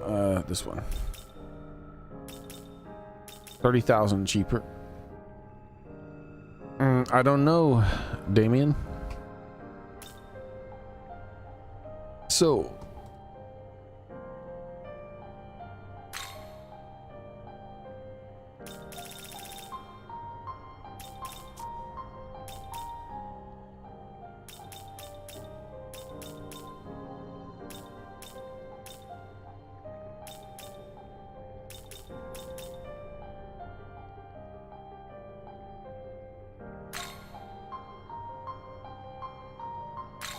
while after party, all allies on my almighty attacks may become critical.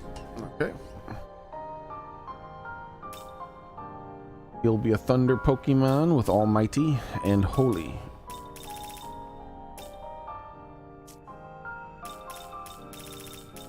He already has null physical, so let's just put some drain ice 100% null force. Null dark. And doesn't need anything else. I can get null fire if I don't end up getting anything good off of the other thing. Could you use an essence for that?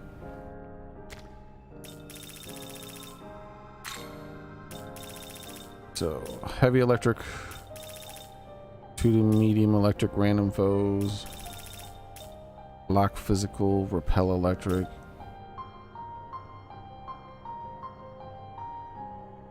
Yeah, that would be the thing I want in the last skill slot. I don't like random foe shit. I'd rather just have heavy electric. So,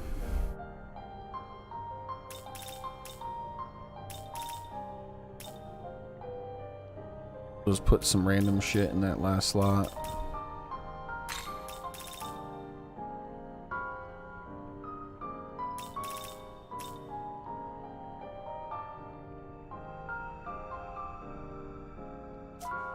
Severe all versus severe one.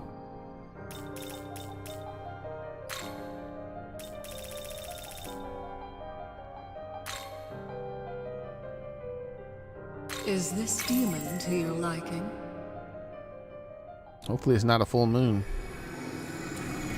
'Cause I wasn't paying attention.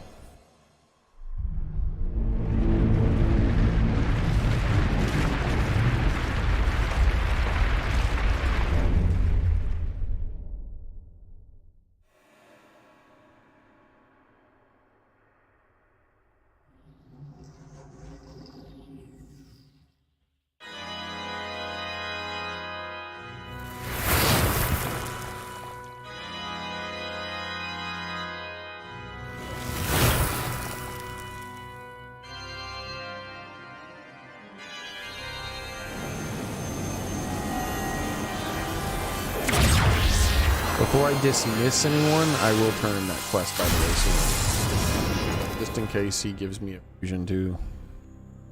Let us adhere to God's will. Very good. You will replace this electric.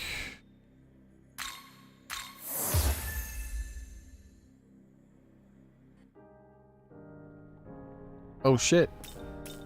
Metatron's here as a fusion now. Increase the damage of users' almighty attacks based on the number of hits dealt by allies this turn. Oh shit.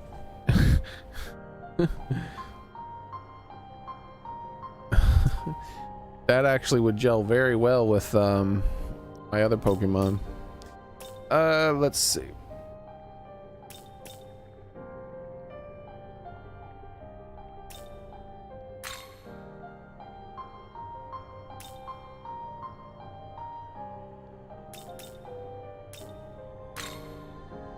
One of my very few force guys. I think I'm gonna do away with him still. Buy this guy back for the other fusion. And then just fuse this guy into something else or sell him or something. I don't really need him. He doesn't interest me in a Pokemon at all. Like, I have zero interest in him.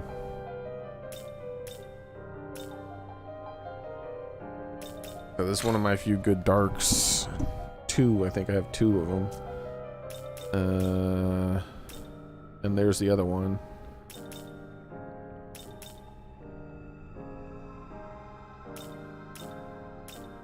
Only 50,000. Wow. Let's go up here again. Which one was I thinking about doing? Yeah, getting rid of 2 to open up a slot. I have it because then I could do the special fusion and buy back all the Pokemon because I need an open slot.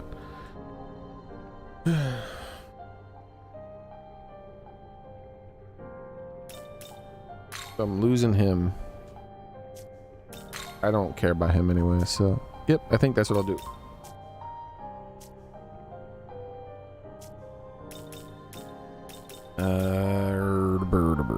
Register. All right, we're good. Demon. Reverse.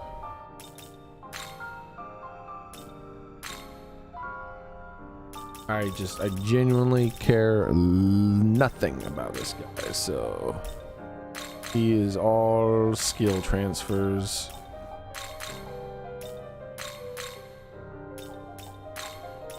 Doesn't he have a unique too?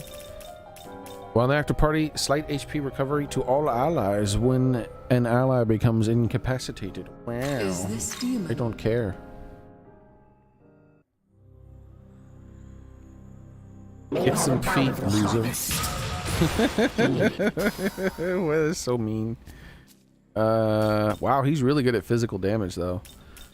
2 to heavy, 4 physical on random foes, eat whole, medium physical, and drains HP. That's worthless to me.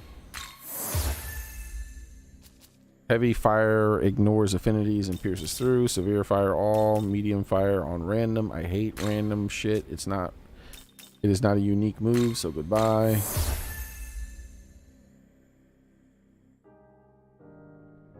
All right. And special fusion.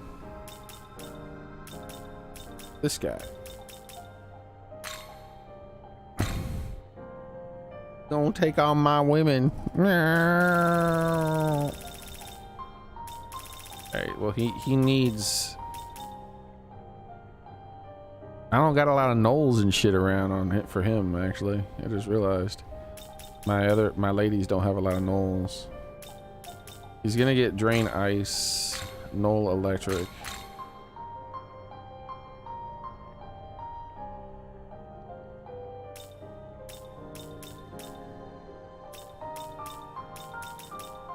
Alright. Those are 2 things he's gonna have for sure. Now let's look at this stuff and decide what I'm gonna do. Grants Pierce to ailments. He's focused heavily on poison with this thing. Poison Master, revive, full HP, doesn't matter much. Severe, dark, so he's gonna be another dark focused. Wait, he's gonna be good at dark and light. That's good, that's good. And then he has Almighty and a big AoE heat. Very expensive to cast.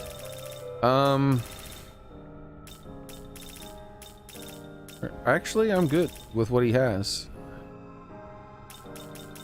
I'm gonna fill up these skills right away. 2 empty skill slots are gonna go to this, and then yeah. Okay, cool. All right, so drain ice and electric down here. Then we'll give you.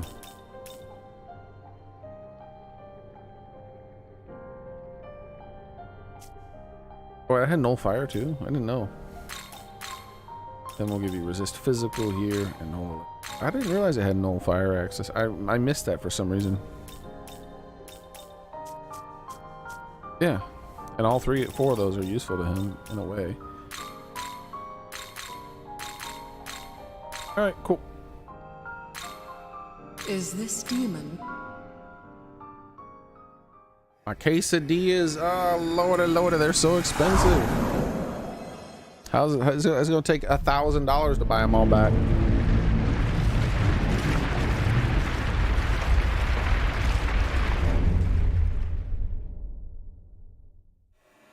Dee-dee-dee.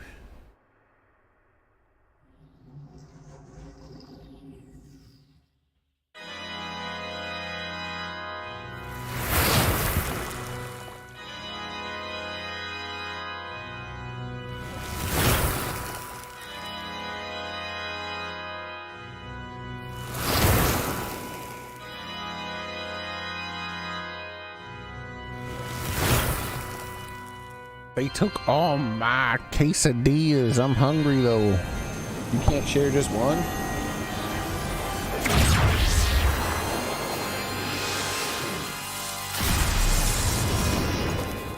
Dangerously cheesy. I'll be counting on your strength.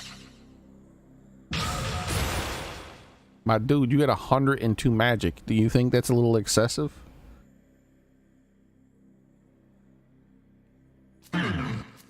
You can endure such raw demonic power. Alright, so you're gonna go over resist physical. And you're gonna go over null fire.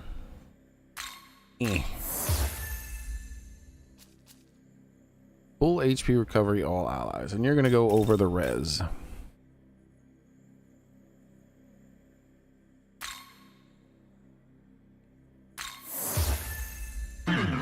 Well, inspiration strikes. Bitch, you just got a bunch of stuff. Severe, strength-based, almighty. Strength-based, almighty. Bro, you have severe, almighty, all based on magic, and you have 102 magic and only 61 physical. What makes you think you need this?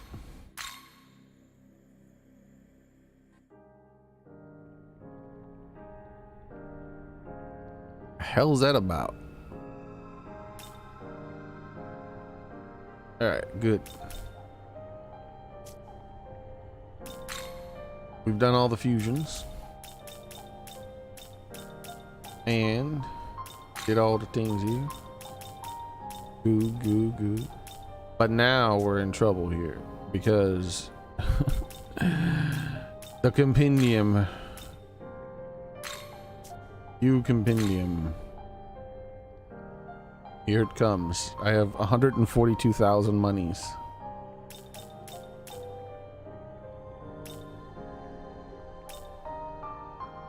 And there's 100,000. No, bro. Oh shit.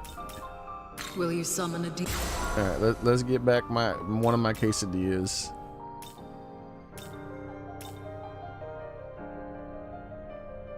Can't even afford her.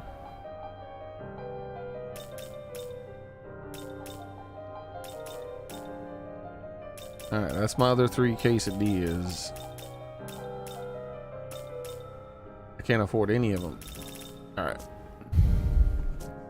Return.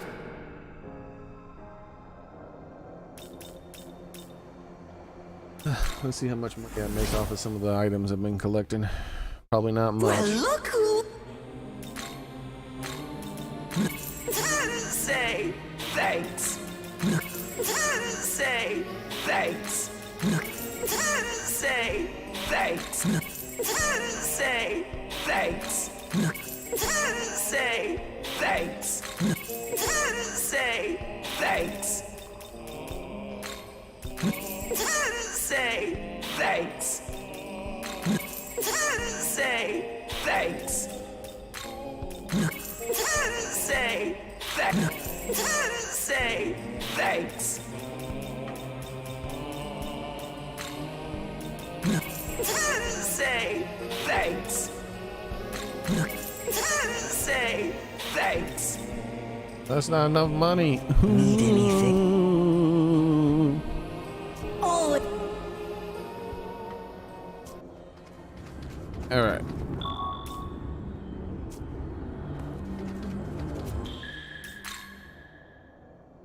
Into ta-ta-ta. Gotta make money.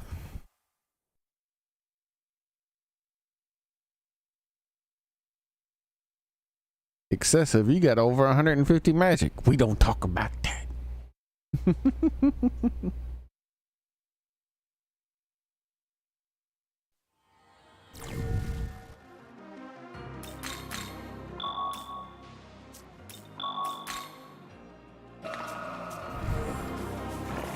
Oh, they put him in my quesadilla spot because he's a quesadilla. He's 92. He's way higher level than me. He leveled up so damn much. I got one of my quesadillas back.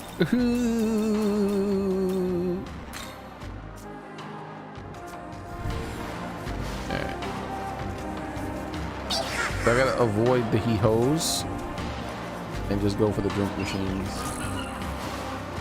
That way I'm not wasting a bunch of experience on them. But maybe I'll get lucky and get some of those 10,000s. There's also the gold Pokemon that I'll fight. In fact, I should do that right away.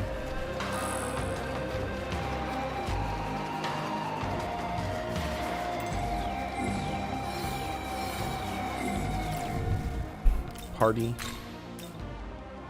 It's party time. Bring in Mr. Moneybags. You's gonna make me lots of money. That's what you's gonna do. You's gonna make me lots and lots of money.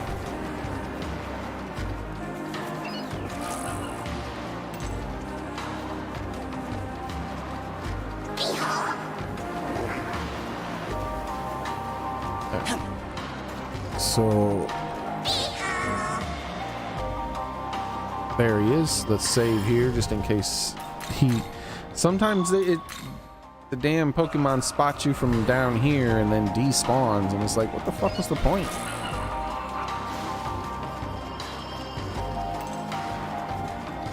It's not like I could have gotten him. He's running away when he's like literally impossible for me to touch at the moment. That's bullshit. Why you do this thing to me?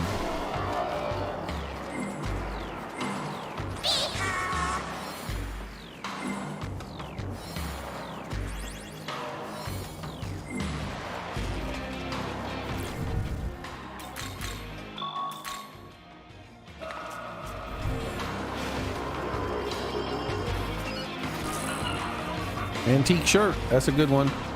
Oh, wait, I missed one of the items. The antique shirt is 10,000. Oh.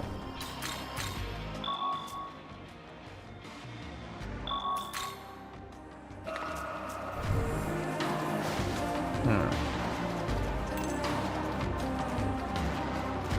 Hey-ya!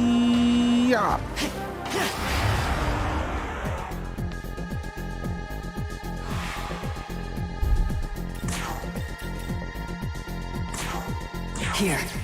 All right, holy. We got plenty of holy. We'll start by using luck.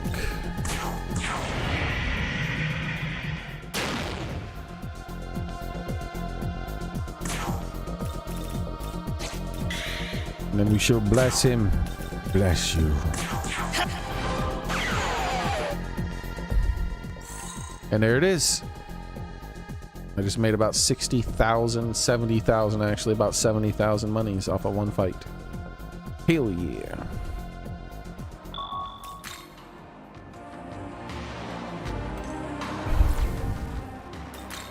Let's go to the other one and do the same thing.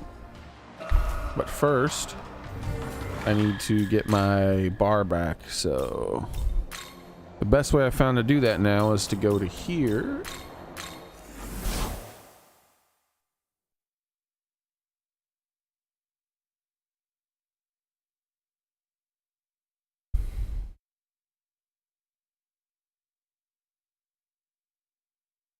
Fusions is draining your money faster than your ex.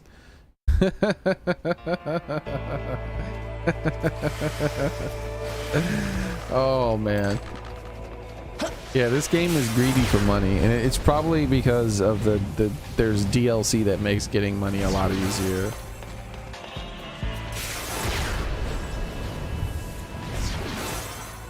The way I do it is what I'm doing now is in this final map, I'm hitting all the drink machines up, and then I have one luck Pokemon for the guaranteed golds that spawn, and then also I extort the money from, or whatever I don't know what the hell what the right word is for it, but when I try to fight so that monsters surrender more often as much as possible, I try to like get them in the red. Like, as long as there's like one Pokemon left in the red on the battlefield, then there's a chance that it surrenders. And if that one happens to surrender, you can ask it for money. You can do it like 2 times in a row sometimes and get lucky and get an absurd amount of money.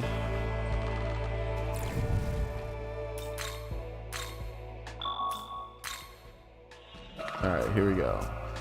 And I don't know where all the gold Pokemon spawn at. I only remember 2 of them at the moment. So there was that one there, and then there's another one over here. So what I do is I have one Pokemon in my party with the luck skill. So I get an extra 20,000-30,000 or so from the fight itself. But then on top of that, I reload until he gives me all 3 of his drops. I'll show you what I'm talking about. And then the other thing I was doing is that I was also hitting up these things, and I would save before every single one of them. And if it was like something that gave me a lot of experience, I would just reload. But if it was an item or something that gave me a lot of money, then I wouldn't reload. And then eventually I finally got my money to catch up with my experience. So there's another, this is the other gold Pokemon that I know about on this map. I don't know where they all are. There might be more. So what I do is I fight both of these gold Pokemon whenever they do finally spawn. And I just start out by doing the Spy Scope. This'll do. He's weak to ice. Then I switch to him and use luck for the bonus money. Then I hit him with an ice skill. And then I have to get all 3 drops. See, there it is. I got all 3 drops. So the antique shirt is worth 10,000. The game console with handle is worth 12,000. And the mysterious mummy is worth 16,000. So that's 38,000 right there alone. And then because I used luck, I get another 32,000 there. So I get 70,000 from one battle.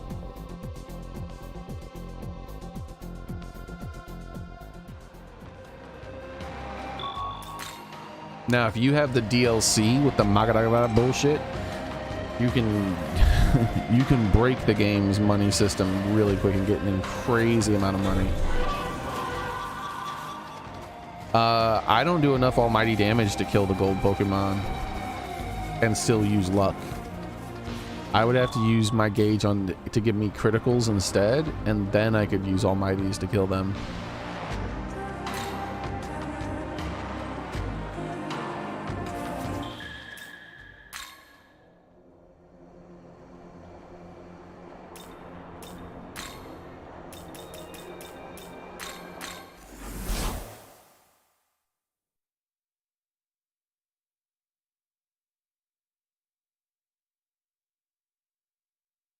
The ones on my the further you get in the game, the tankier they are, yeah. Like the first 3 maps, I can just use almighty damage and kill them with no problem. But on the 4th map, the 4th major map, I can no longer do it. Not unless I use the guaranteed crits. I have to turn on the guaranteed crits, which is useful. Like if you happen to fight 4 gold ones, then yeah, then I'll do that. So I'll turn on the guaranteed crits with that Magara ability. Oh, I did it wrong. I'll turn on the guaranteed crits with that Magara ability, and then I'll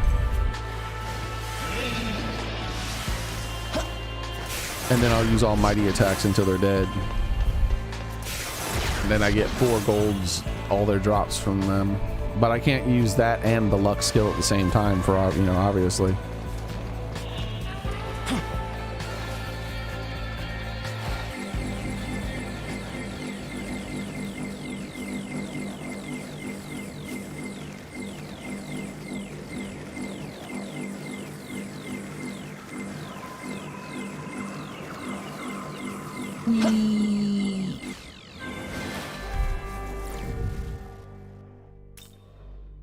Alright. So let's see how much money we've made now. I should be able to buy another one of my quesadillas back. You brought Say thanks. Say thanks. Say thanks. Say thanks. Say thanks. Where I dropped down is where you just got into the story. Oh, you're finally getting into different different map. Say You're stepping out of the desert just a little bit. Say thanks. Say thanks. So much of the beginning of the game is just desert. It's like, oh my god, come on. Say thanks. Say thanks. Yeah, it's nice to see somewhere green. Exactly.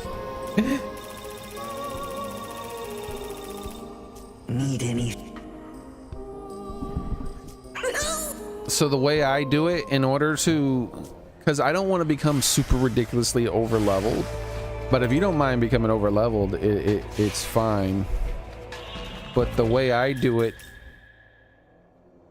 is I run around in whatever the highest level area there is, grabbing all the drink machines, What? fighting all the monsters, trying to get them to surrender. I don't know if like the World of Shadows, let's check the World of Shadows, because I need to summon more of these guys anyways.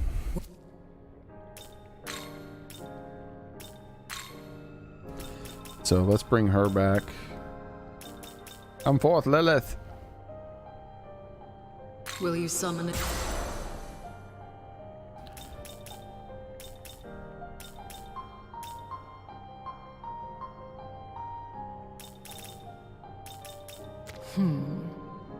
Oh, it says in party. I was like, wait, what happens if I... Will you summon a... Dang, almost. No, then. I almost got back all my quesadillas. Are you ready? So...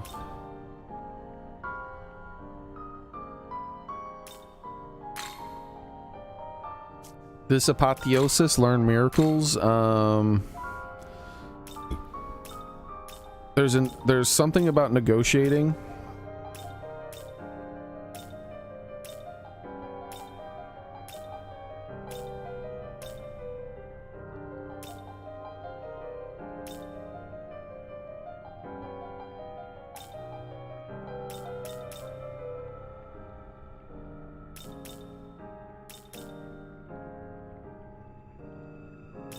Here he goes. Deathly Aura.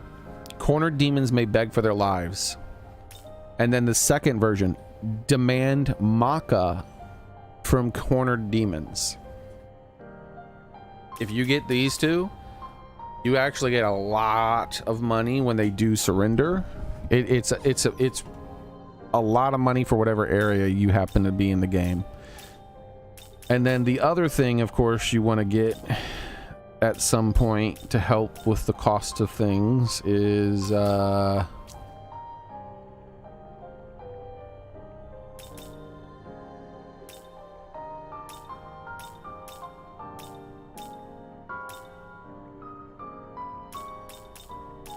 Summoner's Hospitality. It takes, you have to get pretty late in the game to get all the Summoner's Hospitalities. But anytime you see a assist or whatever they're called, definitely do that, because it gives you things like Summoner's Hospitality, right? So my demon compendium cost is reduced by 50%, and it's still expensive as hell.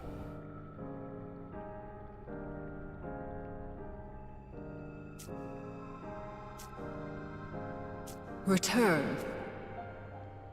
And there is nothing that makes selling items more valuable. If you're wondering that, like if you get like a skill that does that, unfortunately, no.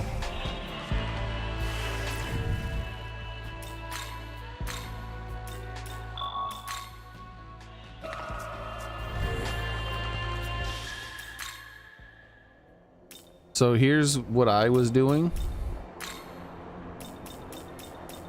Here's how I was making my money.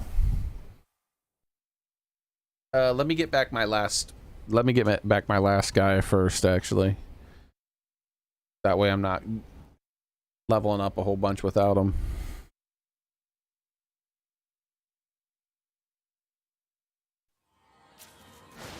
Even though I really won't be getting almost any experience, I still want to get him back.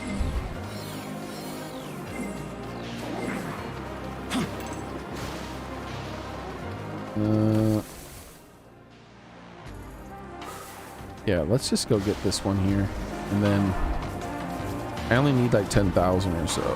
Maybe I'll get another antique shirt or a mummy or something.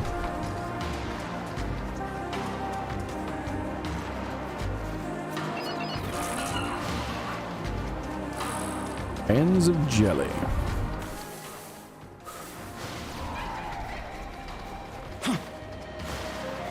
Yeah, once I buy back my last Pokemon, I'll show you what I was doing. Because, and I've done this at a few different points in the game because I just felt like my experience was outpacing my level. I mean, my level was outpacing my money by too much. Meaning, I just had like a million super low level demons that I could summon, but yet and I just kept leveling up more and more and increasing the amount of demons I can summon, but never actually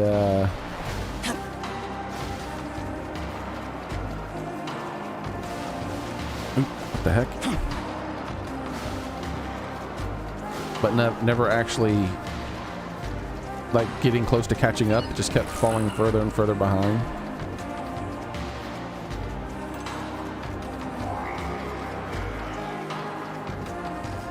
So then I started doing something and it ended up working out. I'll show you what I started doing.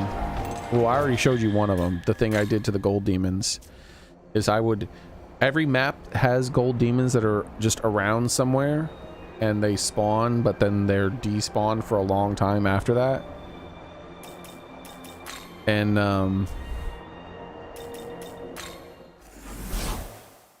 I would say save and then fight one like 5 or 6 times and find out what all of its item drops are and see how valuable those item drops are, and then reload and fight it until it drops all of its possible item drops in one battle. Say thanks.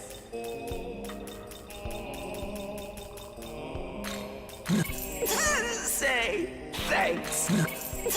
Say thanks. Say thanks. Say thanks. Need anything? Taken up.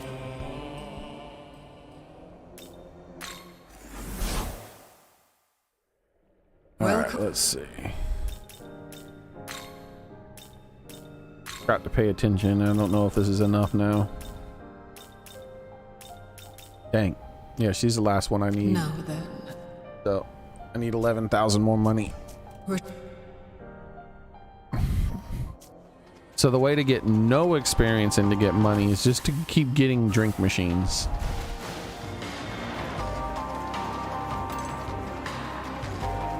And so then the other thing I would do is say, I would run around and whenever I was in front of one of these, I would save. And if it was a battle that gave me experience, like that gave me items, right? So I'm fine with that. So then I save after the item I got. I'm like, okay, I like that item. I'll keep that. But then I would go look for more drink machines. And if I got in any battle that gave me experience, like say I like, oops, I accidentally got attacked by this guy or whatever, then what I try to do is I try to kill them individually until, well, it's a little harder for me because these guys are so weak. But what I would do is I would try to get the last guy in the health red. So rather than killing them all, like I could just kill him outright easily. But instead of killing him outright, I fight him in a way to where he'll have red health there. And see that? Now he's surrendered. And take a look at how much money I'm gonna get. And I can get way more money. This guy doesn't even give the most money. So give me money. And look at that, I just got 8,000 from one dude. And then you can say, I want more. No. And a lot of the times they'll do what he just did and say no. But sometimes they'll say yes. And if they say yes, they give you even more money. So he probably would have given me 8,000. He would have probably given me 10,000 to 16,000 the second time he gave me money, instead of just another 8,000.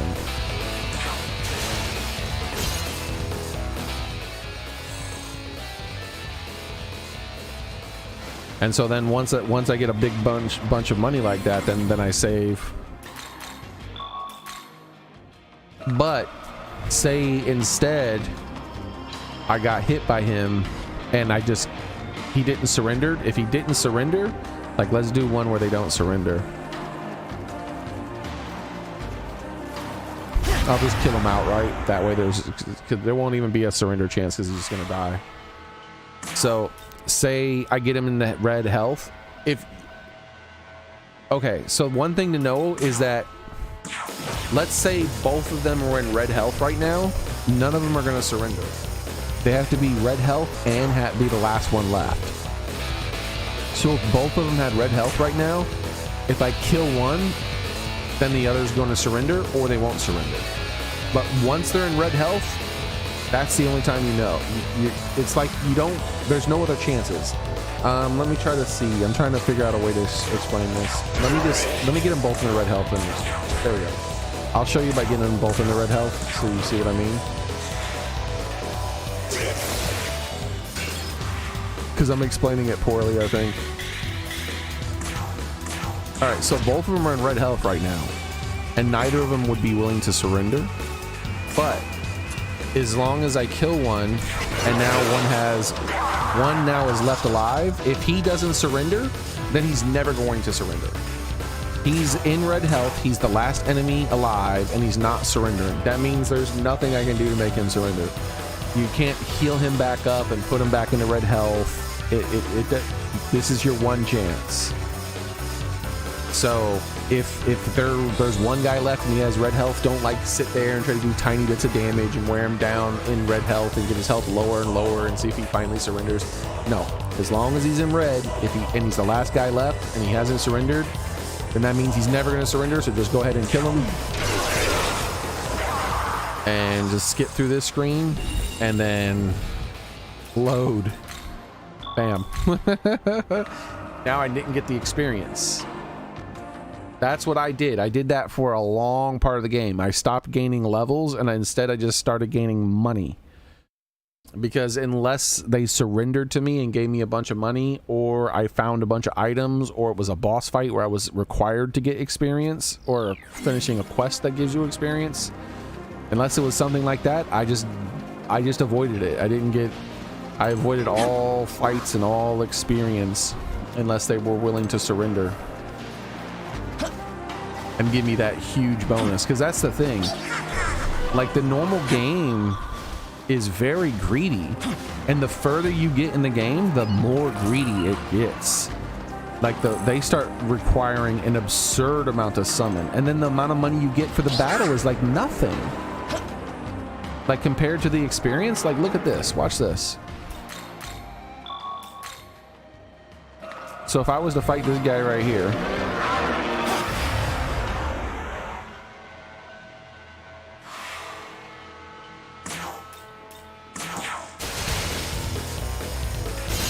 now look at this. I'm getting 5,000, 5,000, 5,000, 5,000, 4,000. Like I'm getting all this experience with all these different people. Like these guys who aren't even in my party and get reduced experience, like he's getting 11,000, 10,000. How much money did I make from this fight though? 500.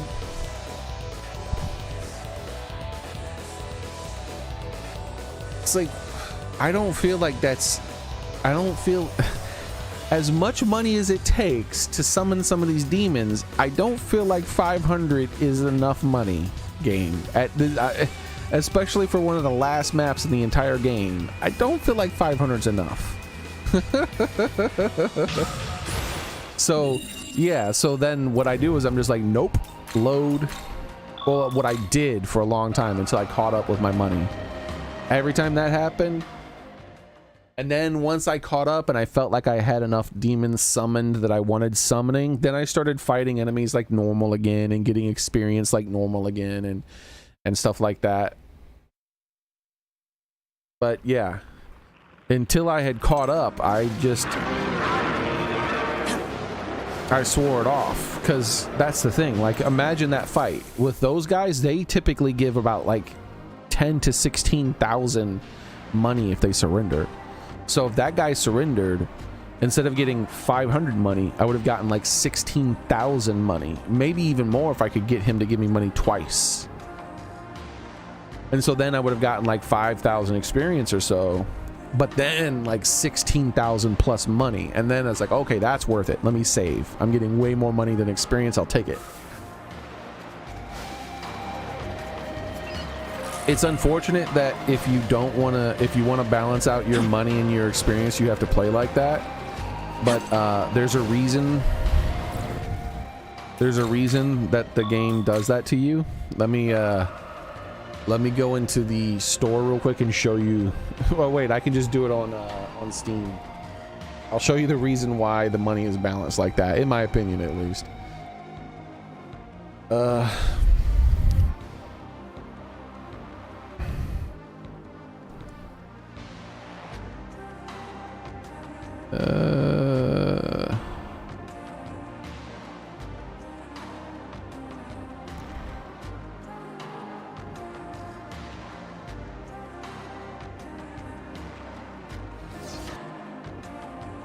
All right, here we go.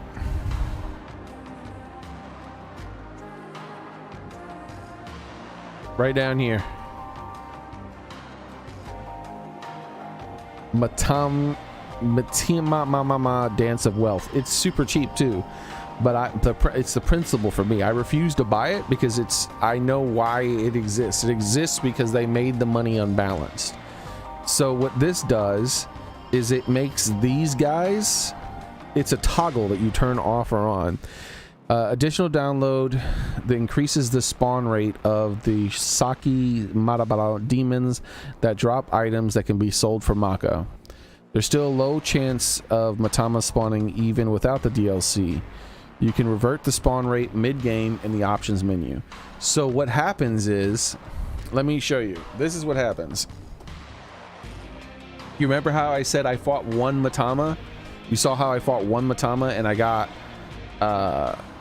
like 70,000 money from it.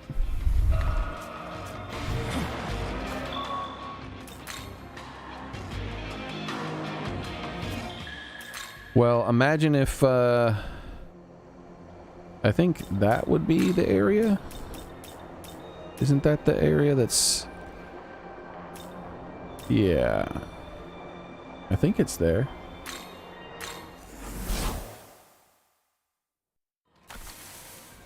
Yeah, I'm pretty sure it's there. All right, let's go there and show you that real quick, so you can see what happened.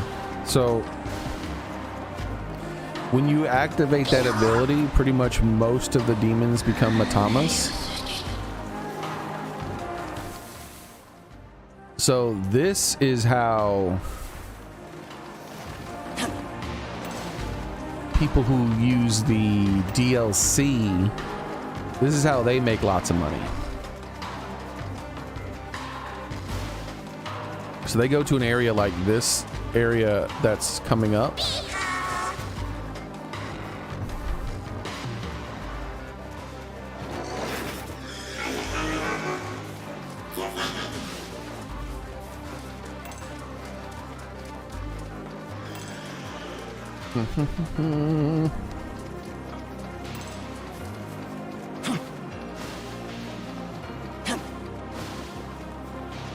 All right. So like this area here, watch this. So first off, let me do this until the moon phase changes as well. I need to change the phase of the moon. Oh wait, this is incorrect. I thought this would be the area. Maybe it's that area there? How do I even get to that area then? I don't think it's that area. Is it there? No. Oh, you know what? It's there. Ah, I remember now. Trying to think of an area that has a massive concentration of enemies all in one spot. I'll show you why it ends up working this way. This is just in case you end up wanting to, you know, break down. You're just like, I'm tired of it. I'm willing to spend the $3 in order to make the game's money more balanced. There's that for me. I refuse. It's the principle. All right, so now I'm in a phase where either in the new moon or a full moon, there's an increased chance of multiple battles happening back to back. So then if I also do this here, like let's save right here.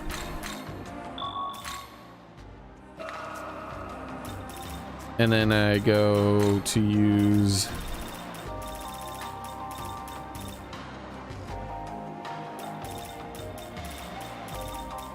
the track pipe.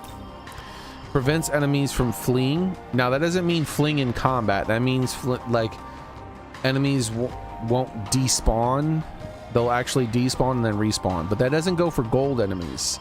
So that's not the part of this that's useful. The part of it that's useful is increases chance of consecutive encounters until the next new moon. So what happens then, you use this, and then if you fight enemies that are right next to each other, there's a high chance that they'll continuously attack you, and then it'll create a chain where you get extra money. So I come into here and I start hitting these guys, and every single one of these enemies would be very likely to be gold. They'd be those gold demons, right? So then I just kill all the gold demons.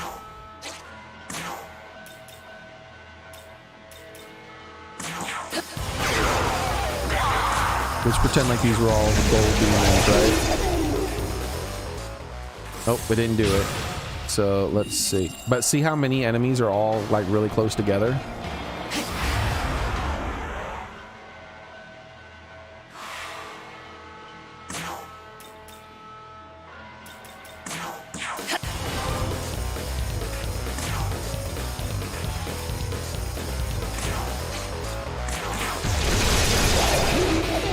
And then the other thing is that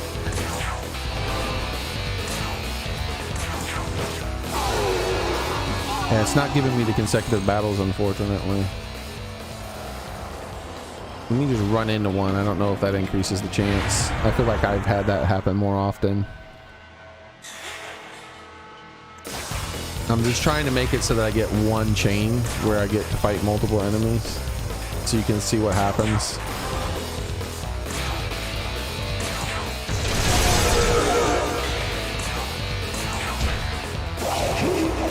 Damn, I'm not getting any chains. These would still all be very profitable battles. Like every one of these would be giving me tons of money because they'd be gold. But I'm not getting any chain attacks, unfortunately. I mean chains.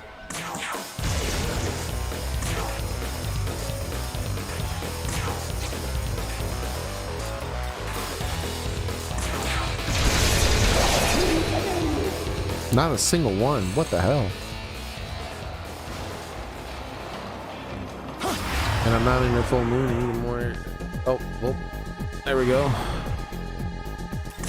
We actually got a gold one over here. Here.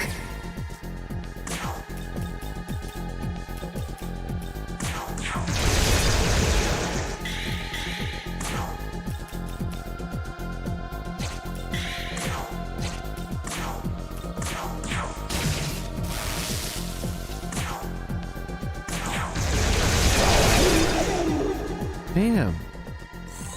Seriously, not one? Even with the attract pipe, I haven't had one. This is bullshit. And these guys are annoying to fight because I can't use my favorite move to just kill them in one turn. This is some bullshit.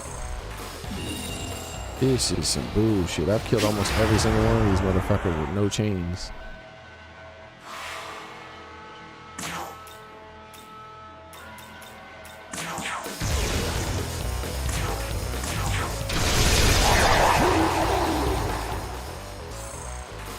That's just gonna be the way it is, okay? No chain attacks.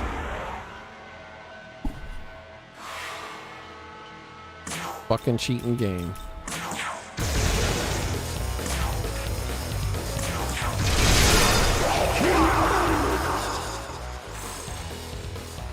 Alright, well you saw all those battles. I'm gonna get a chain attack eventually.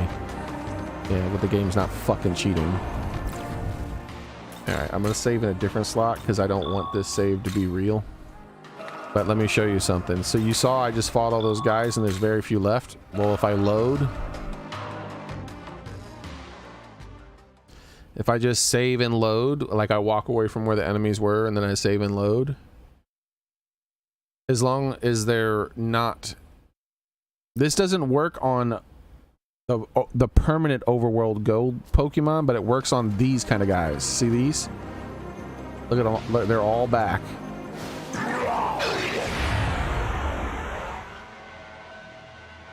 So then they would just be a bunch of gold Pokemon again, all there waiting for me to kill again.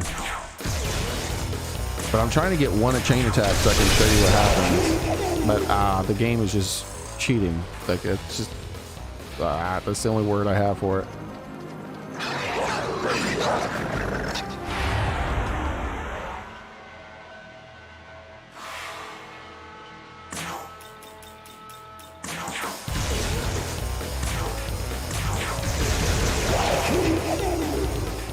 This is fucking insane. Like I'm on like battle number 20 with no chain attacks.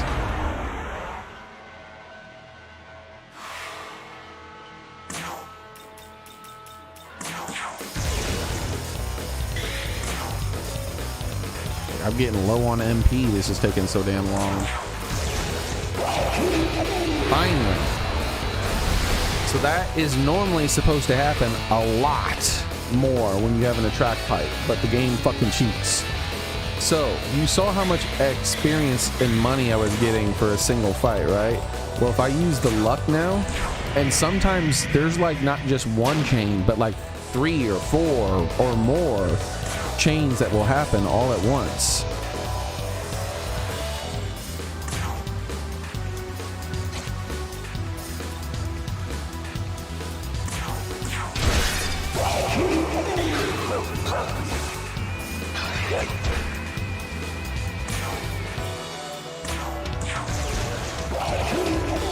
So now when I win the battle, look at the difference. Remember how I was only getting like 500 or something money? I got 11,000 money. Because I also have this bonus skill that the more chain attacks I get, the more bonus money it gives me. I made sure not to take the one that gives me even more experience because, you know, then I'll become even higher level. But I did take the skill that makes it so that my chain for money increases faster. So yeah, these guys that almost never give me any money just gave me 11,000. So imagine if it was the other guys. So if that was like 8 gold Pokemon or something like that, and I would have ended up making like $1 million money in just a couple of battles. So that's how the people who pay for the DLC do it. Because like, let me show you, like, let's see how much money I get from just a normal battle without all that bullshit I just did. I wasn't always paying attention. I think it's like 500 or something. I don't know.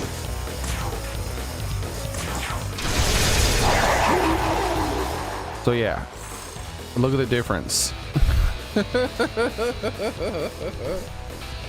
So getting a chain attack, getting the money bonus from the chain attack, and the money bonus keeps getting bigger and bigger the more chain attacks you have back to back. And then on top of that, having a Pokemon that has the luck skill and combining all those things together, you can get like $1 million money in one series of battles.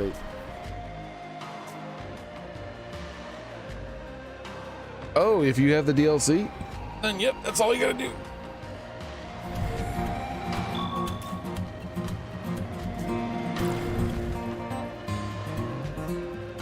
Welcome, thanks for following, Randy. All right, so let's reload into a save where I wasn't wasting all those thingies.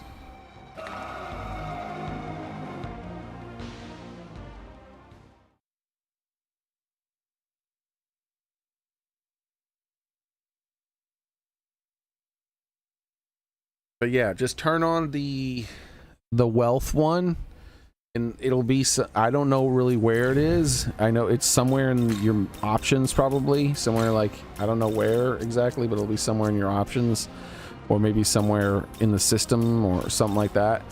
There'll be an option to turn on the thing, and then when you do that,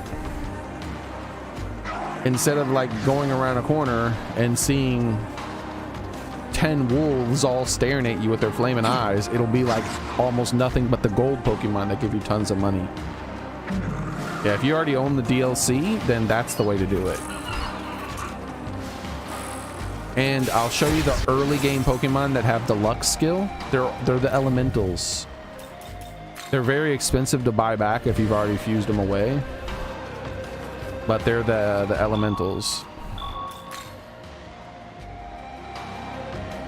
There was a day when I was able to farm 12 million Maka in one fight. See, yeah, see, like Damien, he probably did what I just was doing right there, except with the DLC, and then you don't have money issues. But if you're a broke bastard like me and you're not willing to buy the DLC for the principle of the matter, then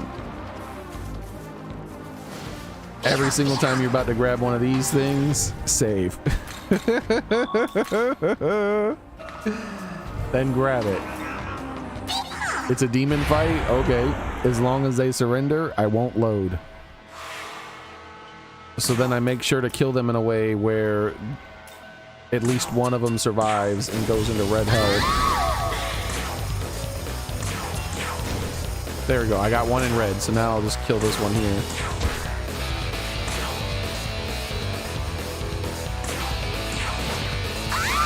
She doesn't surrender, so then I kill her.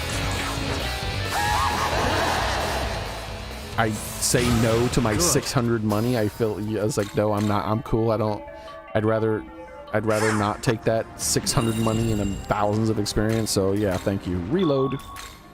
And that's what I did for almost an entire map of the game in order to make it so I slowed down my leveling while increasing the amount of money I was making. But yeah, you won't have to do that since you have that DLC. Just turn on the gold Pokemon thing.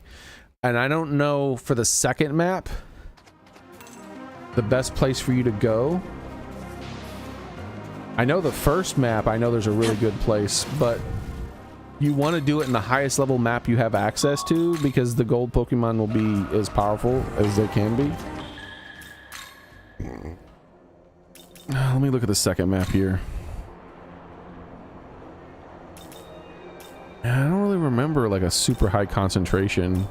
You just got to this area of the game, so I think just running down here would probably be one of your higher concentrations.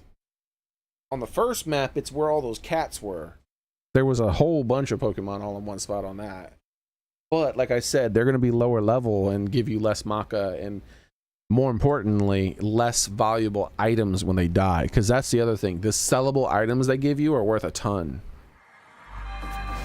But I think if you run down like the river, like here's like 3 dudes, and I think if you run down this river, there's like groups of guys here and there. I don't know. I wouldn't know where to do it on this map. I don't really remember to give you that maximum chance of fighting a whole bunch of gold guys. Yeah, so this isn't the right spot. There's nothing really here.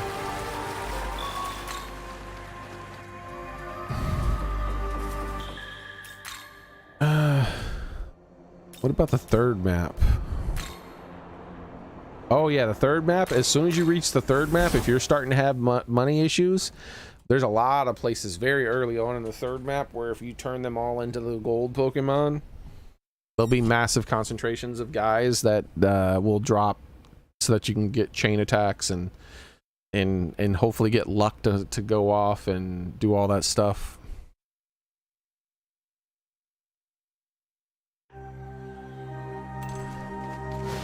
But the third map definitely has a bunch of concentrations. Like right here, see at the very beginning of the third map, look at all these guys. See? Got 6 guys all close to each other, increasing your chances of chain attack encounters and whatnot. And then you go down here and here's another group right here, see? And all these would end up being gold Pokemon if you have that DLC.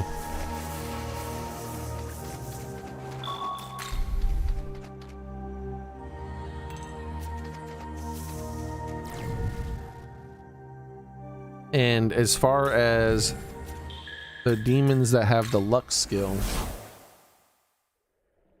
Welcome.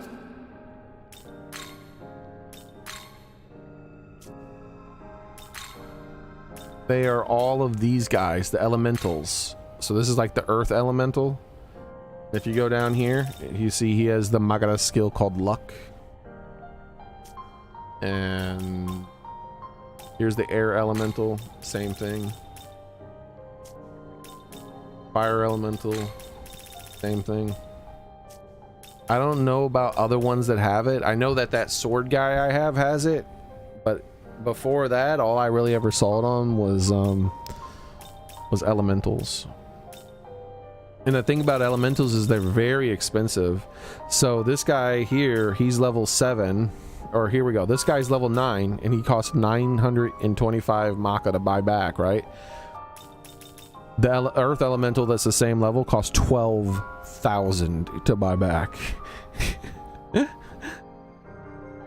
That is ridiculous.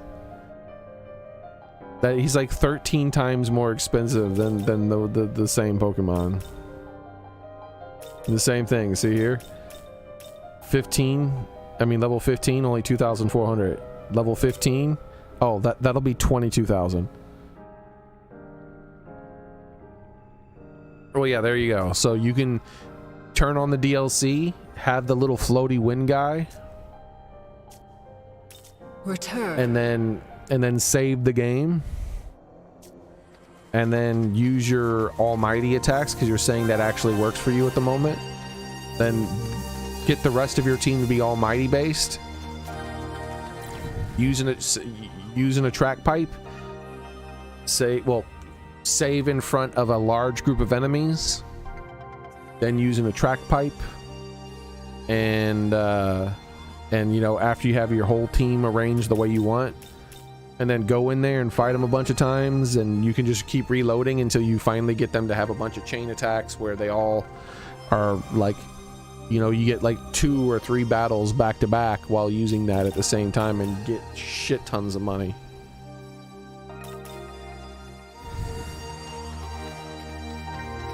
And then once you're done, you just go back into the options menu, turn that skill back, turn that option back off, and then all the Pokemon will switch back to their normal stuff.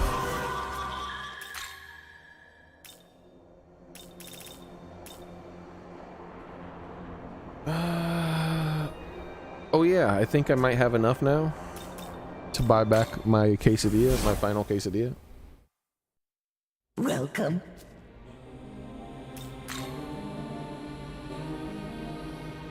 Survivor isn't cheating? I'm not sure, man.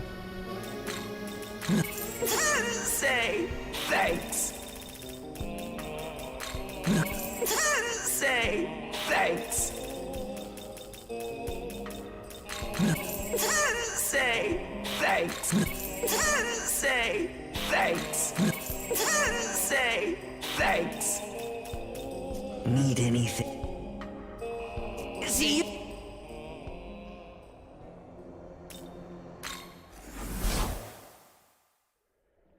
Welcome. Oops. Are you ready? There she is, my final one. 83. Alright. Will you summon a... So now, let's take a look at my party. Re-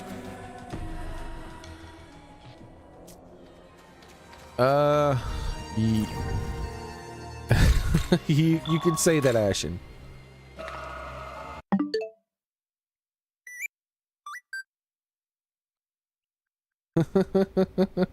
like, like,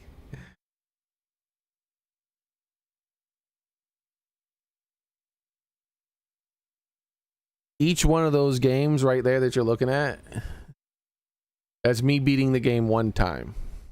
That's not multiple playthroughs. That's one playthrough.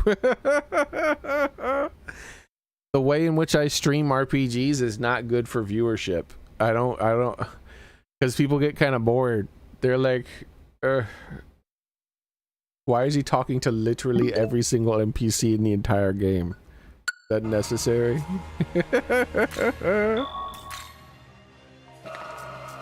And then it was like, oh wait, I've gotten further in the game and it looks like the other town, all their dialogue is updated. Well, back to the other town. I'm gonna talk to every single person in the entire town again.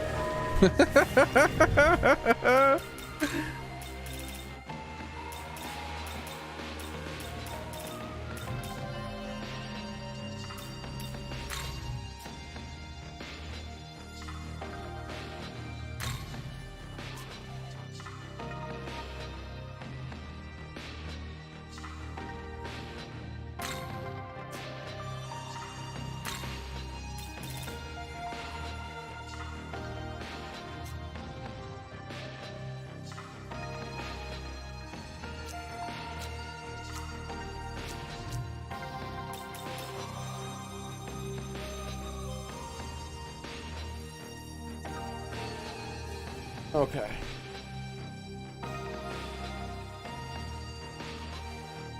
I was wondering if you could move these guys around, but it doesn't look like you can. Alright, so this is the guy I don't care about the most. So if I need another Pokemon, he'll be the one I get rid of.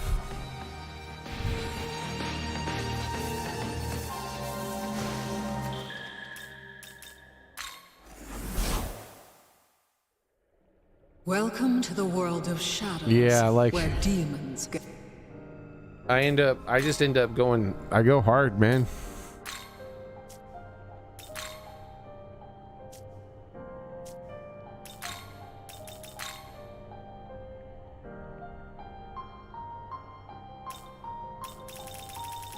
Like, see here.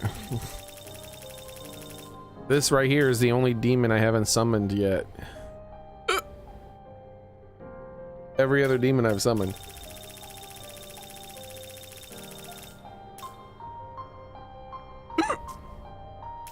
Same with the special. As long as I'm high enough level to summon them, I summon them. Summon every single one that I can summon.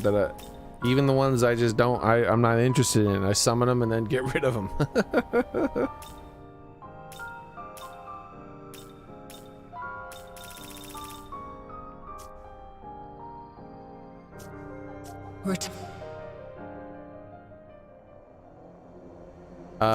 Yeah, the 4 Pokemon I have down here are the quesadillas. With, I think Nama is like the original leader. There's Nama, this creepy ass thing is Ishath or something, and then Agret, and then ultimately Lilith.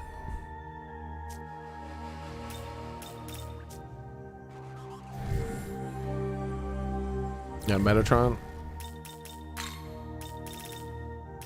Yeah, this is the guy before Metatron. You have to use him to summon Metatron. That's why I actually couldn't see Metatron until I finally summoned this guy.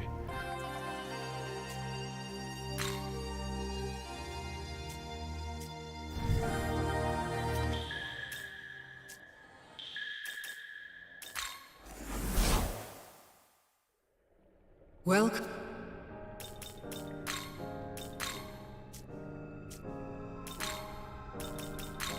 But there's Metatron. Yeah, there's a few Clockwork Angels, as you can see, or at least a couple. Got Clockwork Angels. There's other Clockwork Pokemon too, but I don't know if they're angels. Oh, here's one. Yeah, technically. I feel like they should have an innate skill that gives a bonus for Clockwork Angels. I mean, they are not called that. Like, they're called this. They're divine. This guy's divine. And these guys up here are heralds.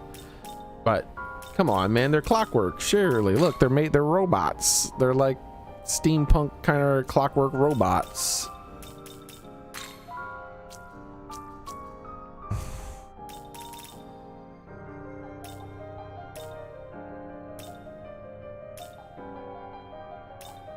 I mean, this guy's a robot too, technically, right? Mr. Smiley, I miss you, Mr. Smiley. Look at him. Look at his beautiful smile. That's $1 million smile. Look at him. He's so happy. Here's another Clockwork Angel. I forgot about this guy. Though I don't know, his might be armor more than filling clockwork because he has like abs, so.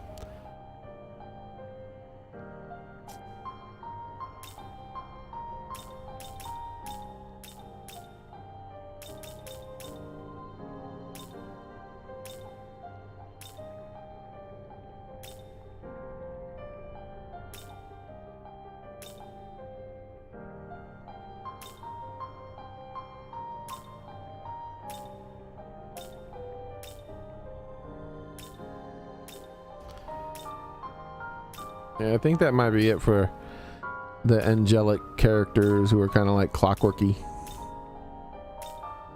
Is this guy? I don't know who this guy is. I don't think he's part of that other thing. This guy is from Chinese lore, apparently.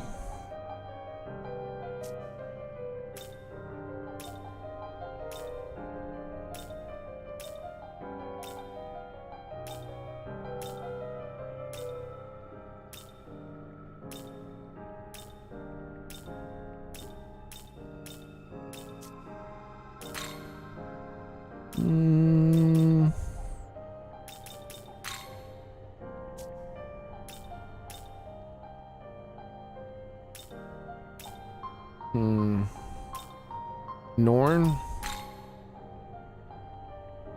but same thing, not the exact same sort of thing. Norn is a different mythology.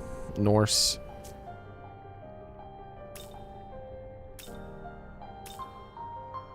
This guy, I put him as part of the quesadilla group because he like works with the quesadillas, but he's technically not a quesadilla.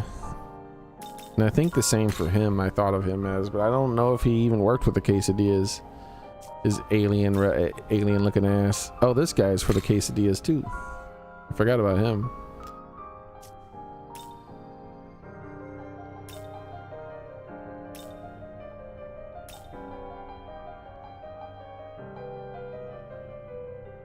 Turbo Granny. Turbo Granny was in that that anime. That Don. We're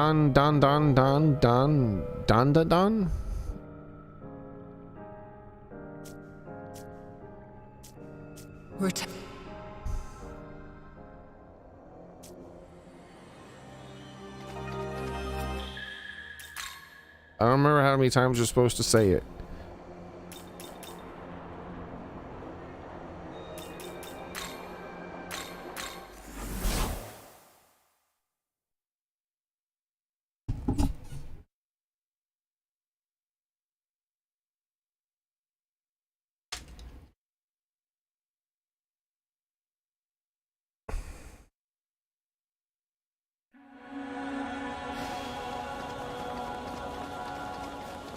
Turbo Granny looks rabid. Just seen her in that Don anime. She was nasty in that too. Plus, I don't know the lore behind the Turbo Granny, and like let me read the lore. I don't know who came up with Turbo Granny. But the fact that it's in at least one anime that I've seen and in a bunch of Atlas games, I wonder if it's like for some it's actually like some kind of folklore thing, which seems real weird. Really fast grandma is in some kind of lore. well.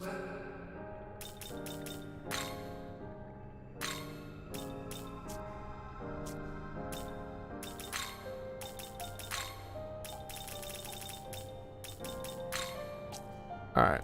A ghost of an old lady who runs on all fours at blazing speeds near Mount Roko.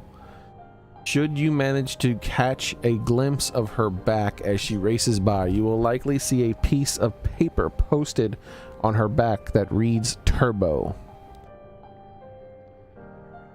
I don't see anything like that. She is not a dangerous ghost, but her love of speed is insatiable.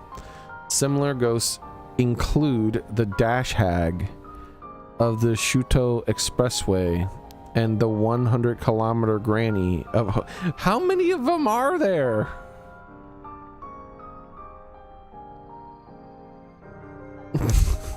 Is this really a thing that's that common?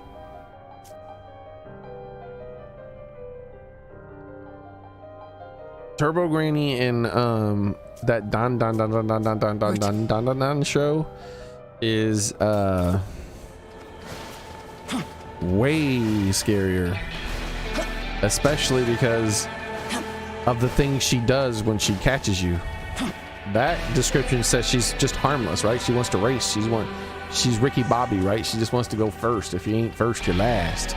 All right, that's all she is. She's harmless. But not in that Don show.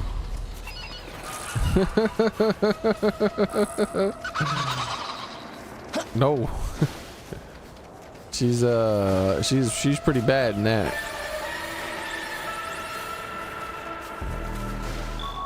She wants to do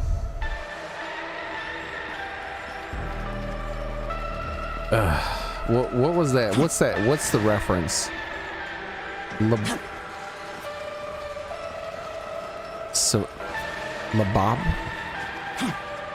Chababa? Rababa? Oh my gosh, I haven't heard this reference in like 20 years. Lorena Bobbitt. She wants to Lorena Bobbitt you. I think that's the reference.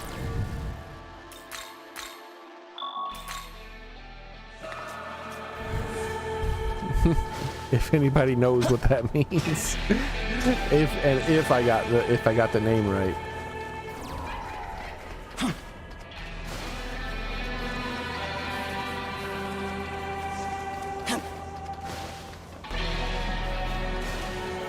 Oh, that's right. Let's head back to the other thing.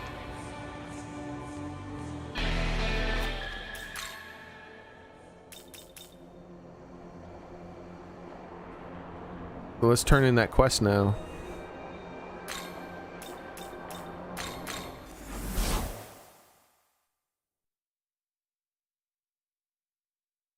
But if you don't know the reference, here, let me just put it this way: you don't want to get Lorena Bobbitt. Did. There we go. I didn't know how to turn that into an adjective or whatever.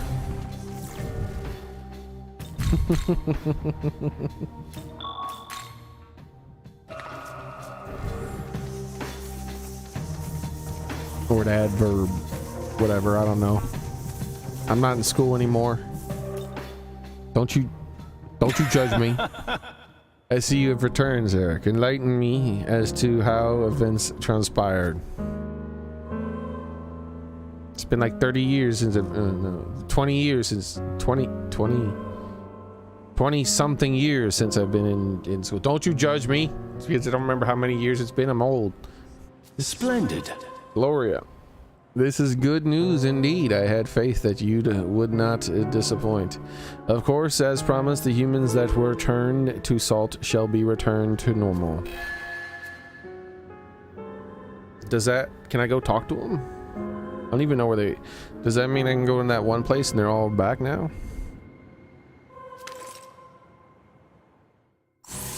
$250,000 experience. This is what I'm talking about. Look at this. This is why you end up with so much experience and so little money. I made 250,000 experience for every single one of my Pokemon, right? But then you go up here, 0.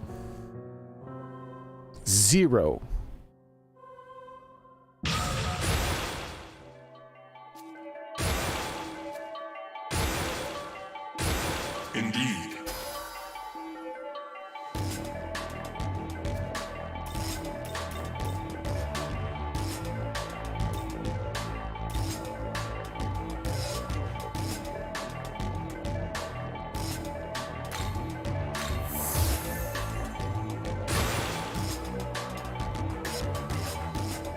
Yeah, with the amount of money issues we have, it's the same for me, Ashen.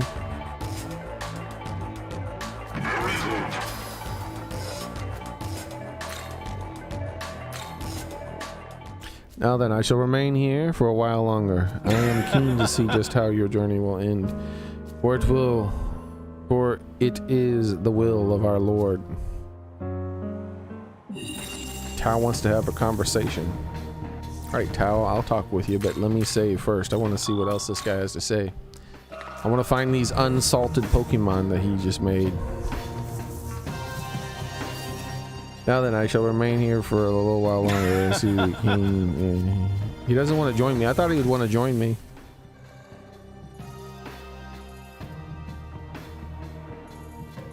These Pokemon here that fled the salt place are still here, it looks like. It could be that I need to reload the map. I don't really know.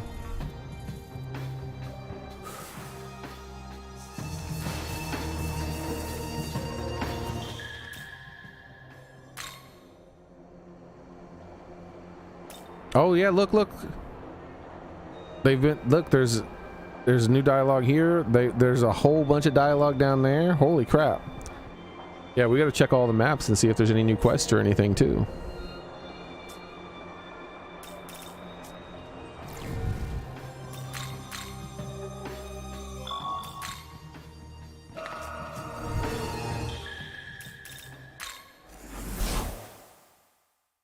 I like the Xenoblade Chronicles 1 remastered and the Xenoblade Chronicles 2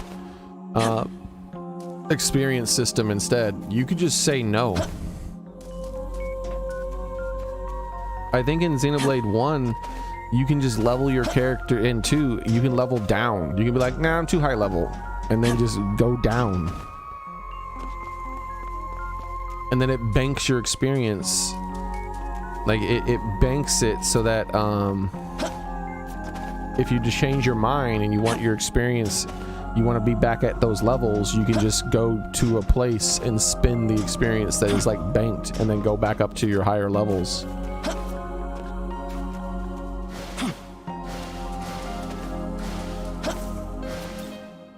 Say. You don't have to bear the weight of alone. I will use my power as a goddess to guide you. Vitality.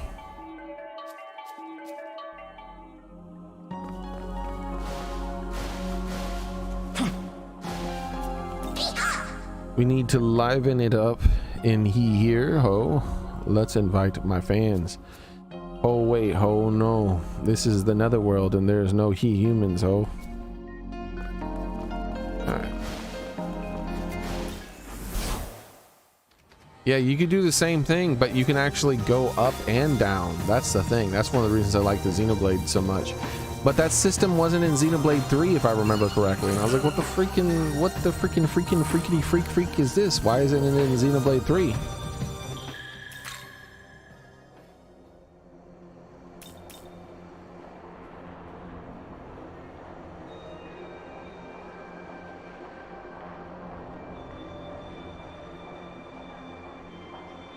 Oh, one thing, let me show you one thing you need to check.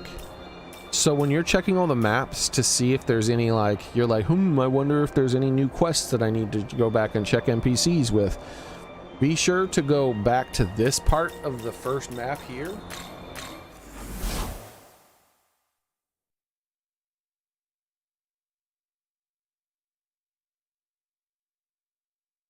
Because when you're checking the maps, it just doesn't show this one for some reason.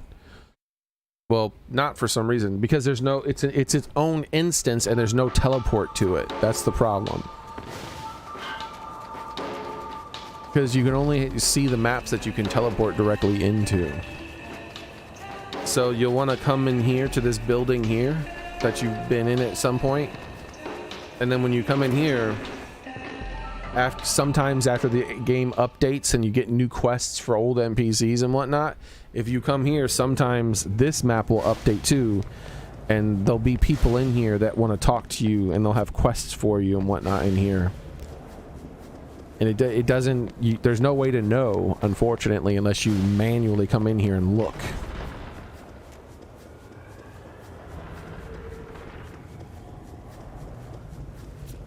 that's because it's its own zone. So like, because like if you go to here, the ley lines, you notice you see this room that I'm currently in, but you don't see the room connected to it. And you can see the Tokyo room with all the quest givers. But yeah, there's no way to see that little room I was just in by looking at the map. You actually have to go there. The other thing is in Tokyo too. If you're interested in finding extra stuff, that is. If you're just wanting to beat the game, then beat the game. But you seem like you know some of the stuff you said you want to find extra stuff too. So one of the other things you'll want to do occasionally too, after you've progressed through the game, is come back to Tokyo, and there'll be NPCs here that you can talk to, and sometimes they'll give you a quest. And then like for me, if I go to Junyuan High, it's not going to let me in. It says there's no need to return to Seoul right now. Well, there was at one point, I think I was all the way to the 4th map, and it had been forever. But then I clicked on Junyuan High, and all of a sudden, for some reason, it would let me in there again, and I got a new quest that was available in there. So I'd run all over the map looking to see the NPCs and whatnot, and I was even checking the dorm roof, and one of the other for sure important locations was here. There was multiple quests that I got from inside this location here that seemed like they were possibly optional.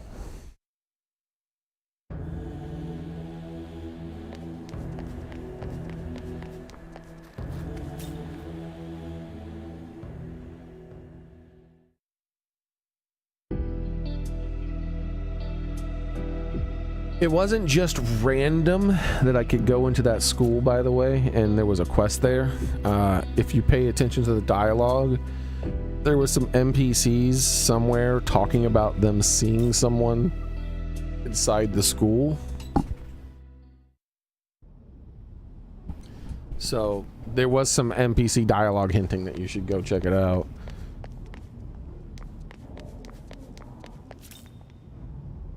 But that was still only in the overworld of Tokyo, the human Tokyo world.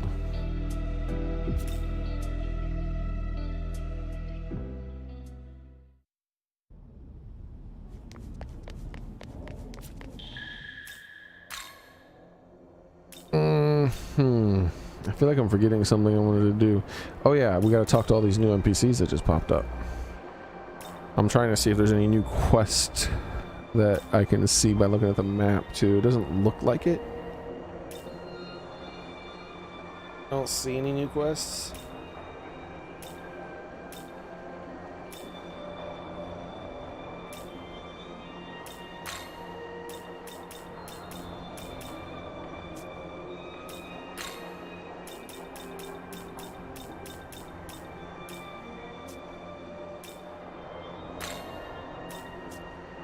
All right.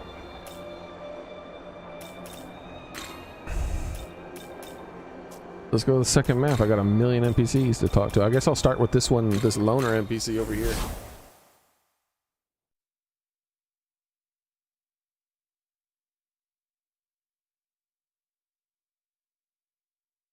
Oh, there's a trick too. I don't know if it's important to you, but you can tell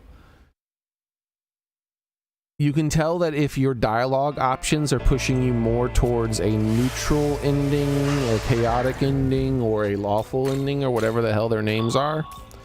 I'm just making up those names myself based on the rotation of your guy. I'll show you real quick.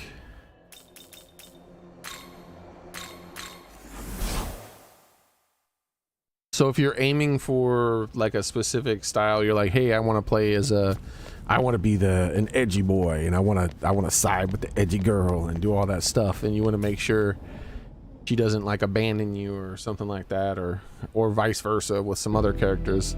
Then one way to tell is you look at your character here. My character's rotating clockwise, which means I'm a good boy, I guess. Relatively speaking, I guess. I'm not as edgy, let's say that. But if you're like not spinning, I think that means you're fairly neutral or something. But if you're spinning left, that means you're siding more with the chaos stuff.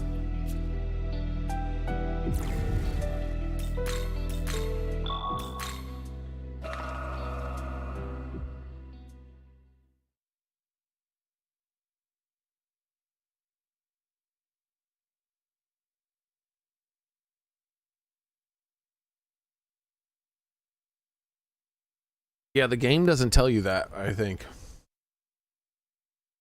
I found that out because I was like, I hadn't been playing the game for a while and I couldn't remember. There were like, in reference to the thing that you've completely forgotten about because you haven't been playing the game, how would you like to answer this question? And anytime there's like floating foggy text on the screen with like 2 or 3 options and it's like taking up the whole screen, those are options that will affect your alignment. And I was like, bitch, I don't know what the hell, I don't know how to answer this question. It's like, what? You don't remember this thing that happened when you took a break from the game 6 months ago? You don't remember? Well, you really need to tell me how you feel about this thing that you've completely forgotten about. And I was like, oh, for fuck's sake. So I'm like looking it up and trying to find out what the hell the character's talking about. And I couldn't really find out what they were talking about. But I did find the alignment of the answers. And in that, on that web page, it was saying that you can also track how your character's aligned by seeing how your character rotates in the overworld. I was like, oh, that's neat, but I don't remember the game ever telling me that. So that's probably a hidden feature.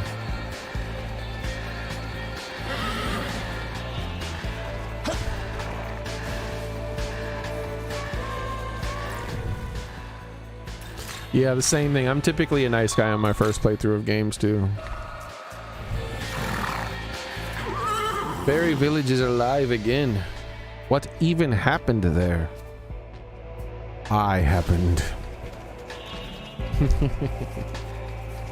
Alright, let's talk to all the villagers.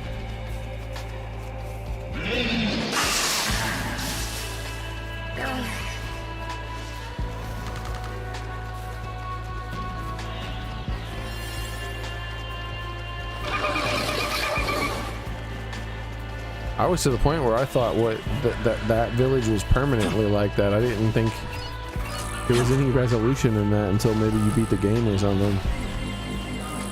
At first I thought there was going to be a resolution to it, but then as we keep progressing and progressing and progressing and nothing ever changes, like, oh. And then a bunch of people showed up in a different zone and I was like, oh, I guess that's just how the village is. But apparently at near the very, very end of the game, you can resolve it. So let's go get our dialogue rewards.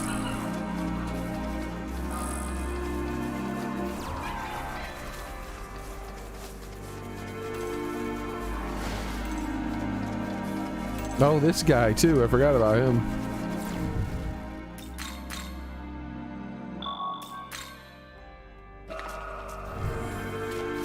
The fairies that turned to salt are back to normal. I thought this was my chance to finally eat them, but I'm scared I'm gonna turn to salt too if I do. Or maybe I was scared. I wasn't paying enough attention.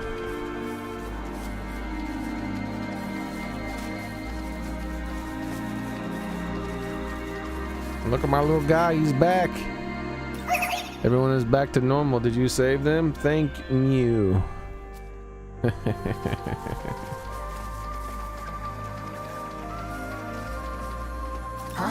What in the world happened? All I remember is the sensation of being frozen.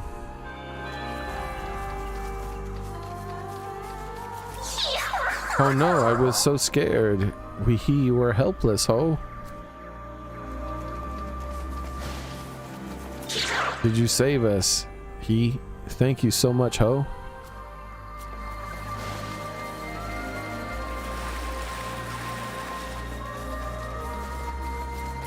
That was awful. Were you the one who saved us? Thank you so much.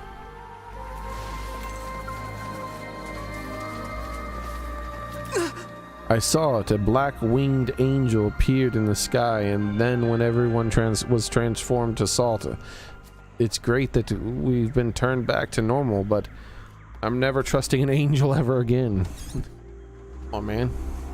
Just don't trust the one with black wings, maybe. I don't know. Don't judge all angels by the acts of one angel. I was afraid the flame of my life had gone out, ho. Thank goodness I can burn brightly again, ho. I mean, the black wings kind of suggested that maybe it's a fallen angel. I don't know. I don't really know the rules.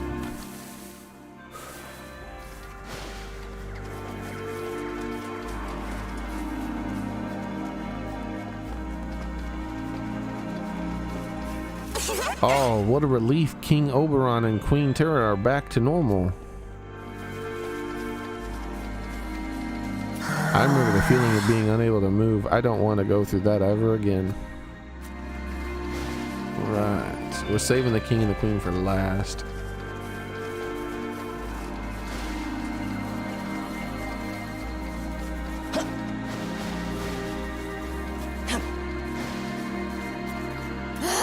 That was so scary. I never want to go through that again. I want to go home, but I'm terrified of the demons outside. There were other people that were turned to salt in other places, weren't there? There was for sure one in the third map, but I think we fixed them earlier.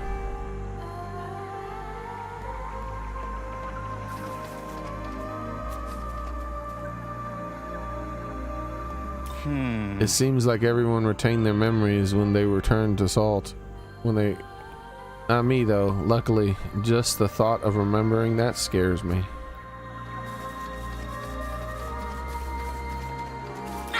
Can't believe someone had the nerve to put me to sleep. But I couldn't get comfortable, so my back is killing me. Nah, I'm only joking. I was frozen solid, ho, but it didn't feel like ice. It felt like I was melting. I couldn't move at all. Are we okay now? I want to go home already. Normally you'd never even dream of stuff like this happening, getting turned into salt statue. Whoever saved us, I can't thank them enough. What happened? This isn't a dream, right? I'm alive, right? You would think that also this fella would have stuff to say about the salt thing, because like he's the Tokyo guy, so all these people are from Tokyo, the citizens of Tokyo in the human world. Thank you. You are the one who saved us, right? I had a feeling. Hey, you're the one who saved everyone, right? I knew you could do it. Thank you. See, Clotho used to be here too, but Clotho's gone now. I figured maybe Clotho would turn back, or maybe she'd have some dialogue talking about how everyone's turned back, but she's not returning. So you saved us, right? Wow, thanks a lot. Still though, are the students at our school cursed or something?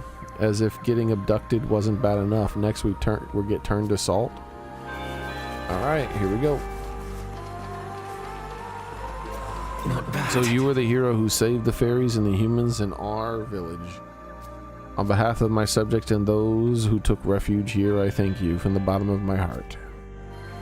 Of course. It seems we are once again in your debt. Truly, we owe you much gratitude.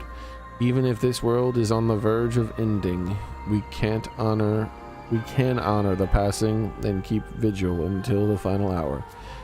Alright. Here's all the dialogue. You could have gave me a bunch of money too, you know. That would have been a nice reward. Because all I got was experience from the guy for completing the quest. So you could have been the money part of the quest reward. That would have been nice. But, you know, I see how it is. I see how it is.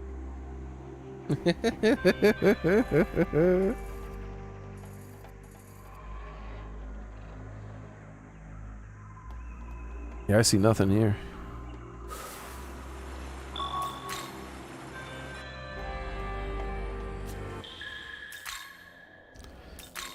Let's check the first map again. Also, I need to go to where I just was, but instead go to the demon rest place and see if he has anything to say. Maybe he'll have something to say.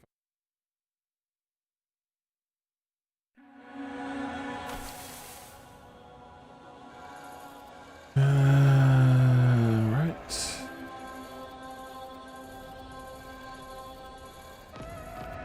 Looking real close this time, seeing if anything's covered up. Doesn't look like it.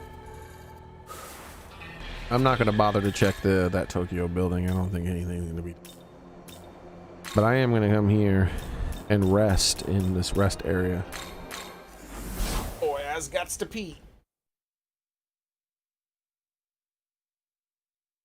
Yep, we've gots to do the Atlantis.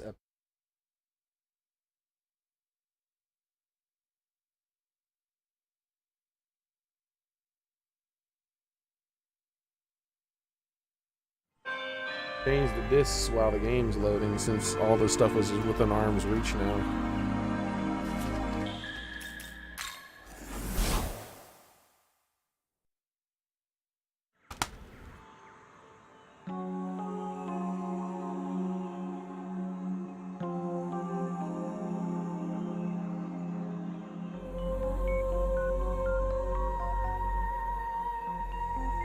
There it is. Atlantis is in. SG1 is out.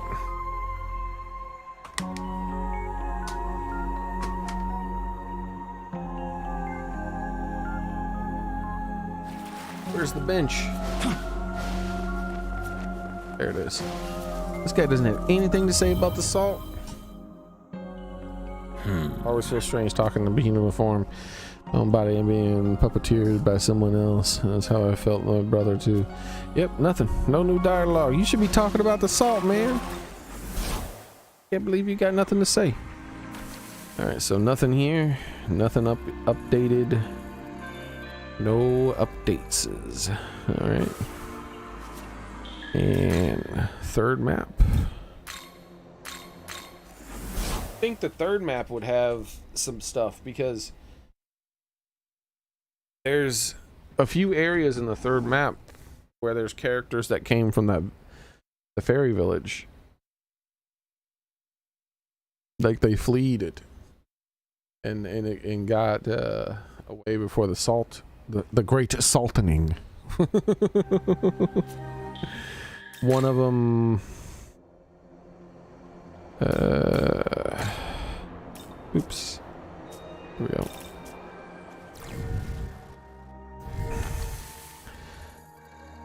I think two of them are over there. There's a small group of them over there, I think. And then another group of them over here. And none of them look like they have updated dialogue.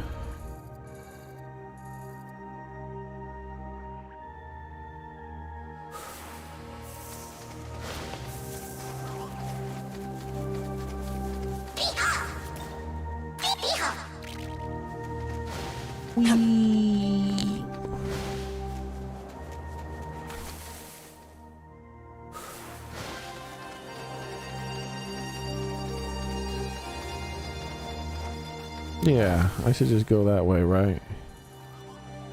Yep. Okay, we're good. Unless it turns out that this is not... There's something blocking it that it doesn't show.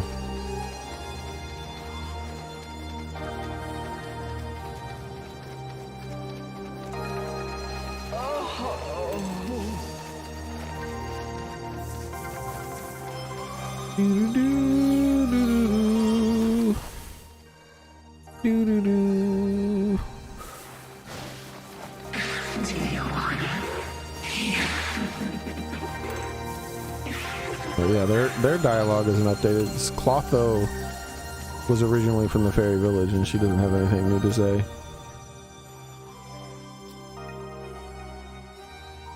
Oh, they do have new dialogue. Why isn't it... What? Why isn't it saying they have new dialogue? I heard that the fairy village has been restored, though I admit I'm a bit saddened to have left the place. We're going to spend some more time here before returning to the village. Maybe...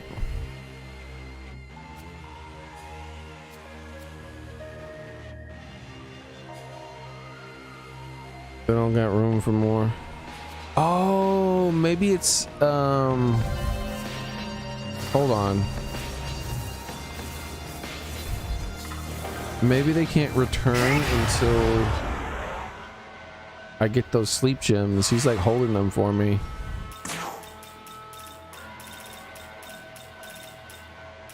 Take this, bitch.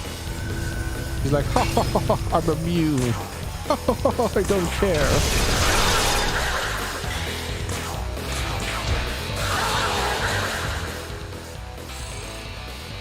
Yeah, but it's for a turn in, and I can't even find the NPC he wants me to turn in the sleep gems to, so there's no point. So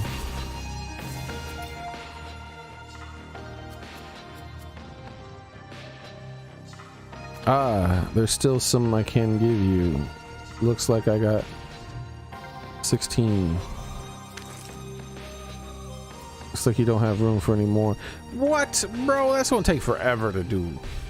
Use 16 sleep gems? Like, I gotta go to the bathroom. I'll do this another time. That's gonna be it for today, guys. Thank you very much for coming. I appreciate it. I hope to see you guys the next time I stream, which will be tomorrow. Same cat time, same cat channel. Be there, be square. Where, in all likelihood, we'll be finally beating the game, because I've done all the side quests now. I got Pokemons is up there to where, you know, and they're doing the things and stuff, and if I hit 89, then I'll summon some more Pokemon, but I don't really have to do much beyond that unless they give me additional side quests as I get deeper into this final area that I'm in. I don't know. Anyways, I gotta really use the bathroom, so that's gonna be it for today, guys. You have a nice night. Hope to see you guys next time I stream, which will be tomorrow. Same cat time, same cat channel. Be there, be square, and take care of yourselves, okay?